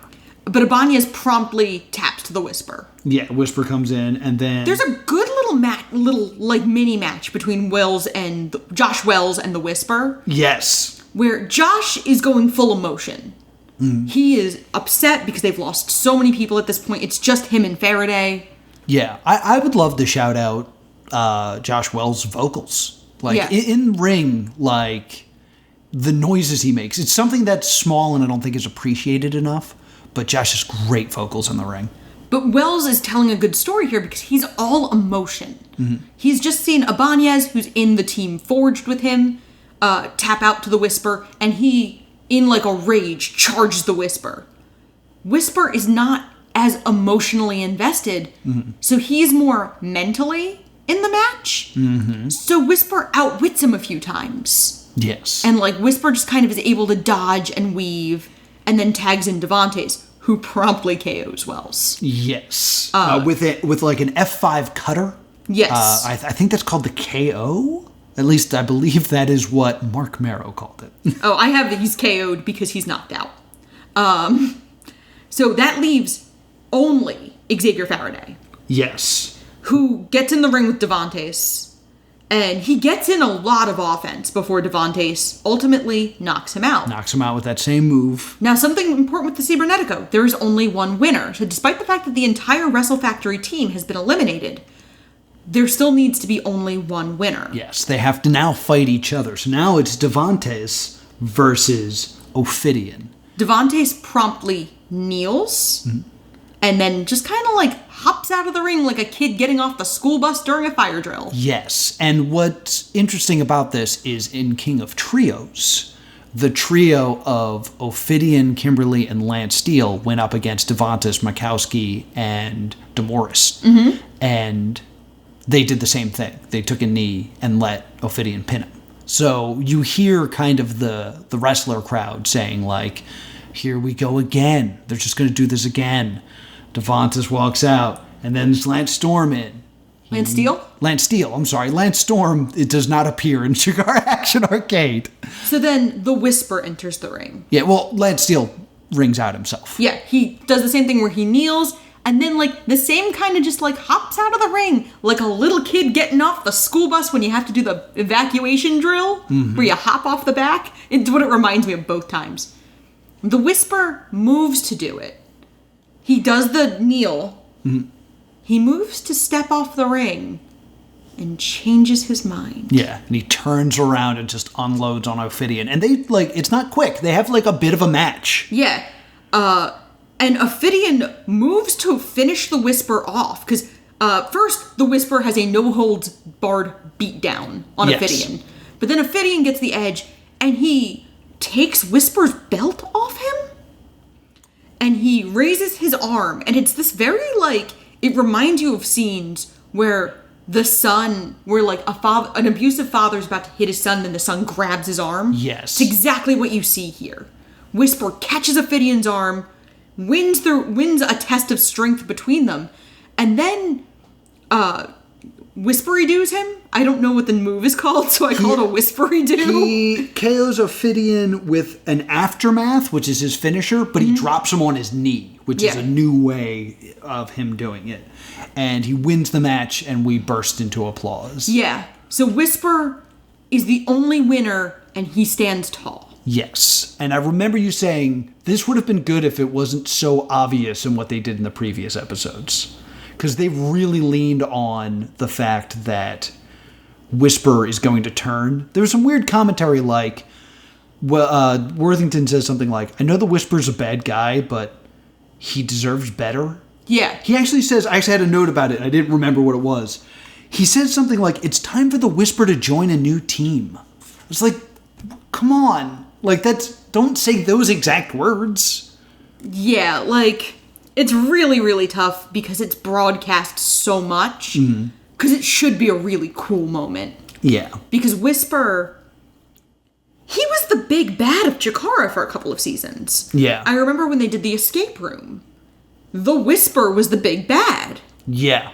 And he has, like, a really cool heel, Rudo, whatever, sinister presence. And this, like, for him to turn, and, like, we don't know, is he now a hero? Is he now a Technico? Or is he the bigger villain? Yeah, did he just take over the Crucible? Like, was Ophidian a Disc 1 final boss, so to speak? Yeah. Like, so it's kind of this cool, like, ooh moment. And that's where we end. Yeah, we'll never know what the rest of that story was going to be with the Crucible. I know some of it. I mean, in a way, some of it is still kind of happening. Yes. Because, what was it? Synergy Wrestling recently had an event. And it's so awesome to see. The Whisper had a match. And in it, the lights go out. And when the lights come back on, Matt Mikowski's in the ring and destroys the Whisper. And I remember Matt Mikowski being like, I had an Undertaker debut. Yeah. Like, so it's interesting to see how the Chikara talent and storylines have kind of evolved and, like, found their way into all of these other promotions. Yeah. We've wandered into some other territory. Yeah, I mean, largely, a lot of them have gone to Camp Leapfrog. Yes, Camp Leapfrog has kind of become the spiritual successor to Chikara. Yeah. I am involved there, but due to COVID, I haven't been active. Yeah. A lot of our crew has become more active. I'm just not one of them. And I'm going to get emotional. So there's a few things I want to talk about before we get to that point of the conversation. One, yeah, you're driving the bus here because this is, you're the research department today. Yay. You're a primary source. I think this is something that we have to discuss.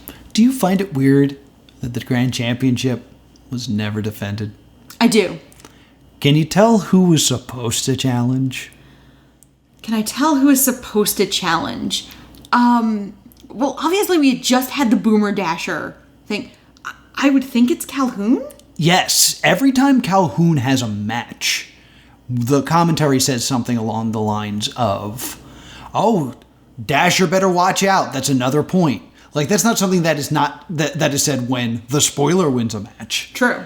Like, we are very much clearly paving the road for Dasher versus Calhoun. Yes. And that is a match that was supposed to happen at Cybernetico. I think I'm allowed to say that because Calhoun tweeted it.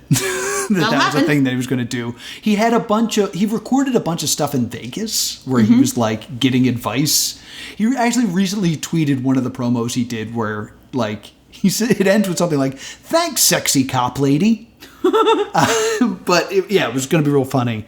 And while I can't say for sure what was going to happen in that match, because things change and I wasn't always like informed on everything, it seems to me what would make the most sense is for Dasher to win this match, Calhoun to lose, and now we have this mentor character to Donna, who's kind of also the audience surrogate.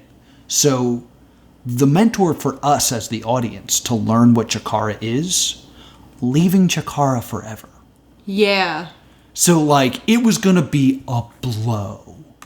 Yeah, because he, like, and that's a, kind of a classic fiction thing, is losing the mentor, losing Obi-Wan Kenobi, losing Dumbledore. Because, and, like, again, I'm not positive, but one thing that we were really hitting is we're different from the WWE. We're different from other wrestling. And in other wrestling, the lose this match and you leave, the WWE forever you leave for 4 months. Sonya Deville's back and wasn't Sonya she? Deville's back. Remember when John Cena got fired and he was back on TV the next day? Yeah, like CM Punk quit right after Money in the Bank, or right before Money in the Bank, and was back the next week. Or because he had the title, like all Unlike that the time stuff. he really quit, and then But like and was never seen again. The storyline, lose this match and you leave the company, is always just like it gets a bunch of people to watch, and then as soon as it's over, it's like, well, how do they come back? Yeah. When you lost to the Grand Champion, you were not coming back. Yeah. That was another thing we were going to do to really separate us. It's like, no, stakes matter here. So, like, Calhoun would have been... Calhoun or Dasher. Again, I'm not 100% positive what was going to happen there. But, like, that was going to be it. It was going to be one and done. That's insane. Yeah. Because those are both characters that, like... And the other TV trope that I think of there is anyone can die. Yes. Of, like, if the first time someone challenges for the Grand Championship, the loser genuinely leaves and does not return. That's huge. Yeah. And we also wanted to kind of create this thing, because it's something I say in the scoreboard, of if you get 3 points, are you going to challenge? Yeah. So, like, there's a lot of story we wanted to do that kind of faded away. But it was going to be cool. So, Chikara is, unfortunately, not just did Chikara Action Arcade end, but Chikara ended as a whole. So we will not get to see the endings to any of these stories. And this is where I'll get real, and I'll get a little emotional here. So you've now listened to 4 hours of me talking about Chikara, and it's only a fraction of the stories that I have. And, like, this is just one man's view of it. And the truth of the matter is, when you hear these stories, it often sounds like a bad story. Like, whenever I tell the stories of, like, the shenanigans of Chikara, like, there's a lot of stories of, gaffes and incorrect things and frustrations of, like, we couldn't get this to work, and, I was asked to edit this thing, and then we just threw it in the trash. And it often sounds like a bad story. To me, though, I got to work really hard on a thing I cared about a lot. And then it just kind of ended very abruptly during quarantine, where I couldn't talk to the people that I made it with. Like, I couldn't, like, then go out for a beer or a juice, depending on who I was with. Because I remember someone, I'm not going to name specifically who, but somebody who used to be active in Chikara works as a bartender. Yes. In the other part of their lives. And I remember saying, like, if we all could have gathered at their bar and kind of had, for want of a better comparison, a wake. Yeah. For Chikara, it might have been a lot easier for everyone to mentally and emotionally process. So, this is a weird episode for us to do, really. I mean, like, it does also sound like a perfect episode to do. Because it's a one-season wonder that I worked on. But it's definitely a weird thing to kind of discuss. And it's a thing that I was never able to fully get closure on. And I think it's a thing that many people couldn't get closure on. Because the closure of Chikara affected everyone who was involved in Chikara, even tangentially. Yeah. And that includes the fans. Yeah. A lot of people took the loss of Chikara extremely hard. Yeah. I know when Chikara had to close its doors, Scott on Twitter spent a lot of time being like, hey, you okay? Like, reaching out to just, like, fans and members of the cast and crew. Just being like, you all right? You okay? There are people I reached out to as well, despite being extremely tangential. Mm-hmm. So, this episode is closure that I needed. In that, like, it's a thing that for the longest time I just didn't want to think about. And like, there was a time after Chikara ended where I was like, well, wrestling's not fun anymore. And like, WWE was done, AEW was done. I was just like, I'm just going to stare at the wall now. So this is something that I needed to kind of get off my back and could not do for a while. And so I think maybe 3 weeks after it happened, I turned to you and said, Chikara Action Arcade is episode 99. Because we already booked 100 to be to be Firefly, which we'll talk about a little bit next week. But that took an emotional turn for me. Yeah, so But like, the last couple episodes just gonna kick us both when we're down. But like, it was very important for me to have a moment where we were going to talk about it, have it set in stone. And in the future. But have it far enough away that I can kind of look down the barrel of it and prepare. Because, like, we tried to do this, like, a week after, I would have been like, no, I would have been a total mess. And I think things unfolded, I think the way things unfolded with wrestling at large at that time, not just Chikara, I think trying to do it right after would have been irresponsible. Yeah. Because there were a lot of things that came out later. There were a lot of things that were happening not quite in real time that would have been a little bit harder. Like, I think when I say things came out later, I'm talking about Camp Leapfrog, knowing that a lot of the talent found a place to land. Yeah. Like, that they were okay. Mm-hmm. I think that's important, and I think that affects how we're able to talk about it, knowing that, you know, the Whisper and Still Life and Boomer and Molly are able to keep working, and that they didn't just have to, like, hang up their boots. Yeah, and it's tough because wrestlers usually have their fingers in a lot of pots. And, like, while Chikara was a lot of people's home promotions, like, mostly everybody had matches in Beyond and SWO and things Shimmer. like that. Shimmer. A few people in Shimmer, but I'm just talking about like the smaller little things that they can pop up in.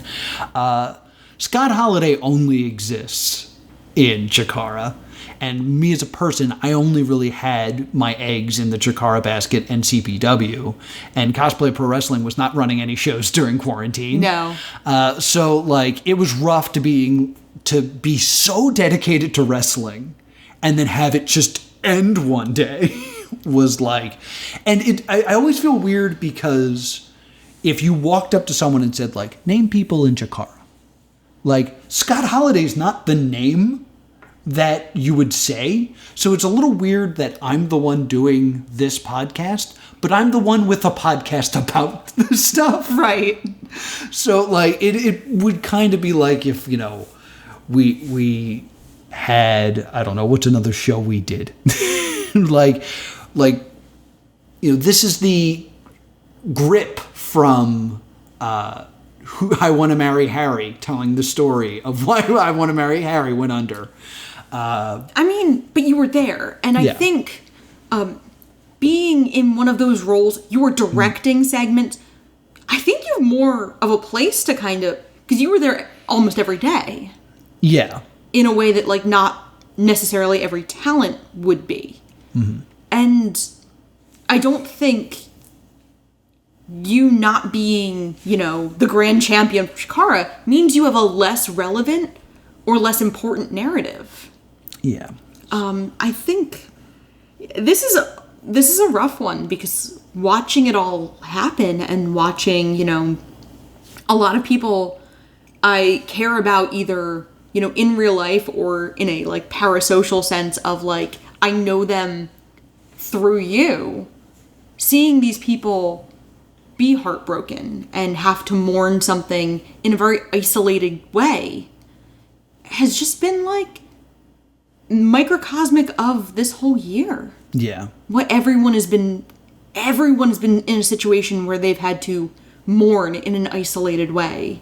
Something like a Chikara or a life milestone or a person And I think that's why this is a really good 99th episode for Stay Tuned. I think so. I'm glad we continued to run after 1 year. Yeah, me too. I'm glad that we continued. So I think we have 2 orders of business that we have to attend to. Okay. Now. One, we did receive a question from our Patreons. Okay. And basically, it was Kermit the Grog asked if there was anything I learned about wrestling or production that from this. I think one of the major things I learned about production is 4K is huge. And the idea of just doing something in 4K is impossible. I think one thing I learned is, like, if you're willing to do it, it's possible. Yeah. Because there was a lot of, like, well, this is impossible. And then we just grit our teeth and just pushed. And then it just happened. Couldn't have been done without the amazing team. Josh and Sam and... I'm trying not to use real names.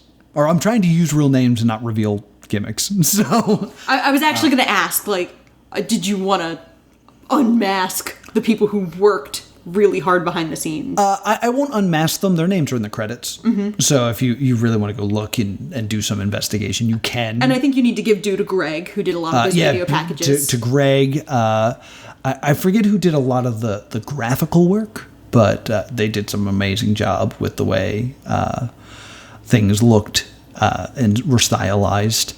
Yeah, the Cybernetico style looks as high quality as any WWE pay-per-view, yes. And in fact looks less stupid and corny than a lot of WWE pay-per-views.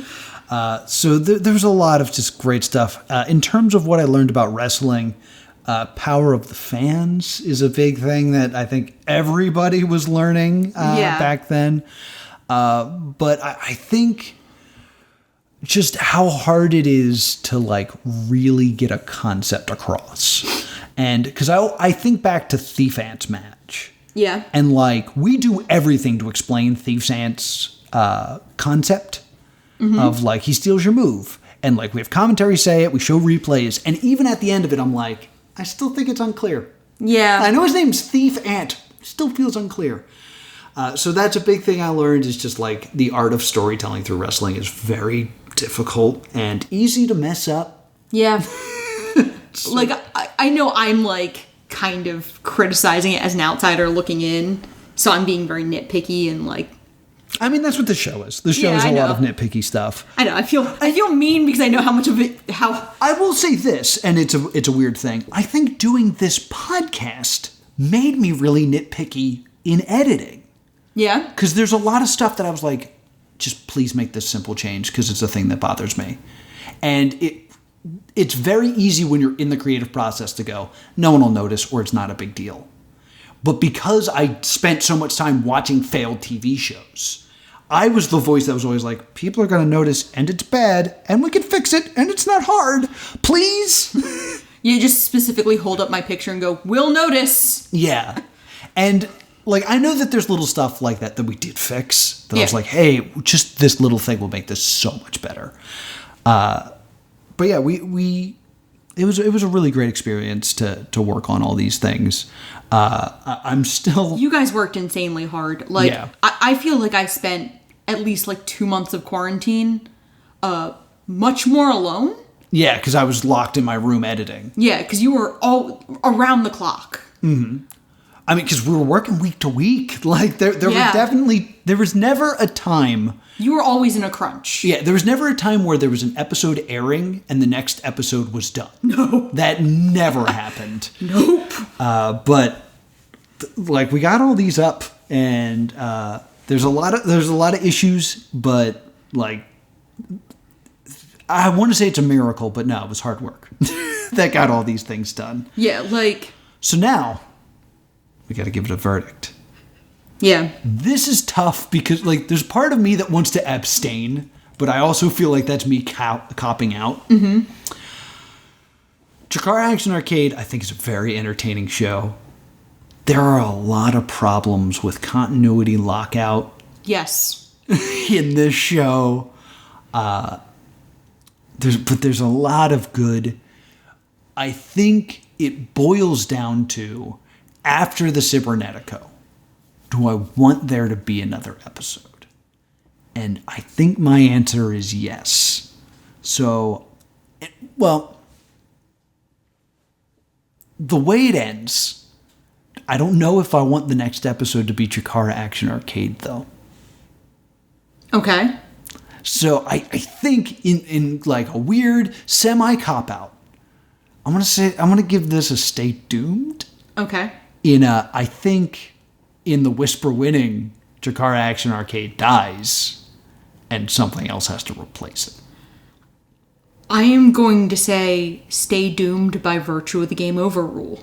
Yeah. I think a lot of things would have to change for this to come back. Yeah. In and out of kayfabe, it cannot come back the way it was. Right. I'm trying to look at it microcosmically in a vacuum. Like, this is a season of television based off of the season of television we watched. Mm-hmm. Should it continue? Oh, I think still the stay doomed rule is in play. Yeah. Or the game over rule is in play. Because I think there are so many things that would have to be changed, altered. Mm-hmm. Like, commentary would have to change. There'd be a lot of pacing issues. There'd have to be, the gimmick of Donorama and Calhoun explaining things vanishes at one point. And that kind of needed to come back. Mm-hmm. So I think it would be stay doomed by virtue of the game over rule. Yeah. I mean, that's wrestling. It's like, here's the greatest laid plans, and now they're all up in flames. Usually it's not because of the world ends, but in this case, that was the reason. Yes. So yeah, unfortunate stay doomed from both of us here, but out of necessity. Yes.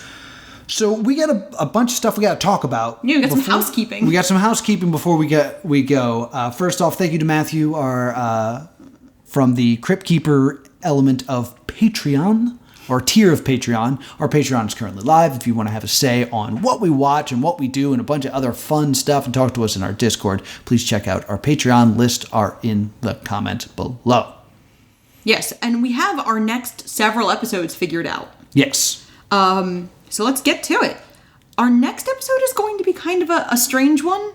Yes. We are going to debut what the crowdfund crypt looks like. Yes. In a free episode, but it'll be the only free crowdfund crypt episode. Yes. This is our bonus show that takes place on our Patreon. If you sign up for a Patreon, you can listen to it. But just to give you an idea of what those shows will be like, we're going to give you a sample. It can be on basically anything. Yep. And what is it on this month? We talked about Star Warners, which was the final episode with Animaniacs. And Pinky and the Brain, yes. Yes. So we were interested in covering that. I love Star Wars. I love Animaniacs. I love Pinky and the Brain.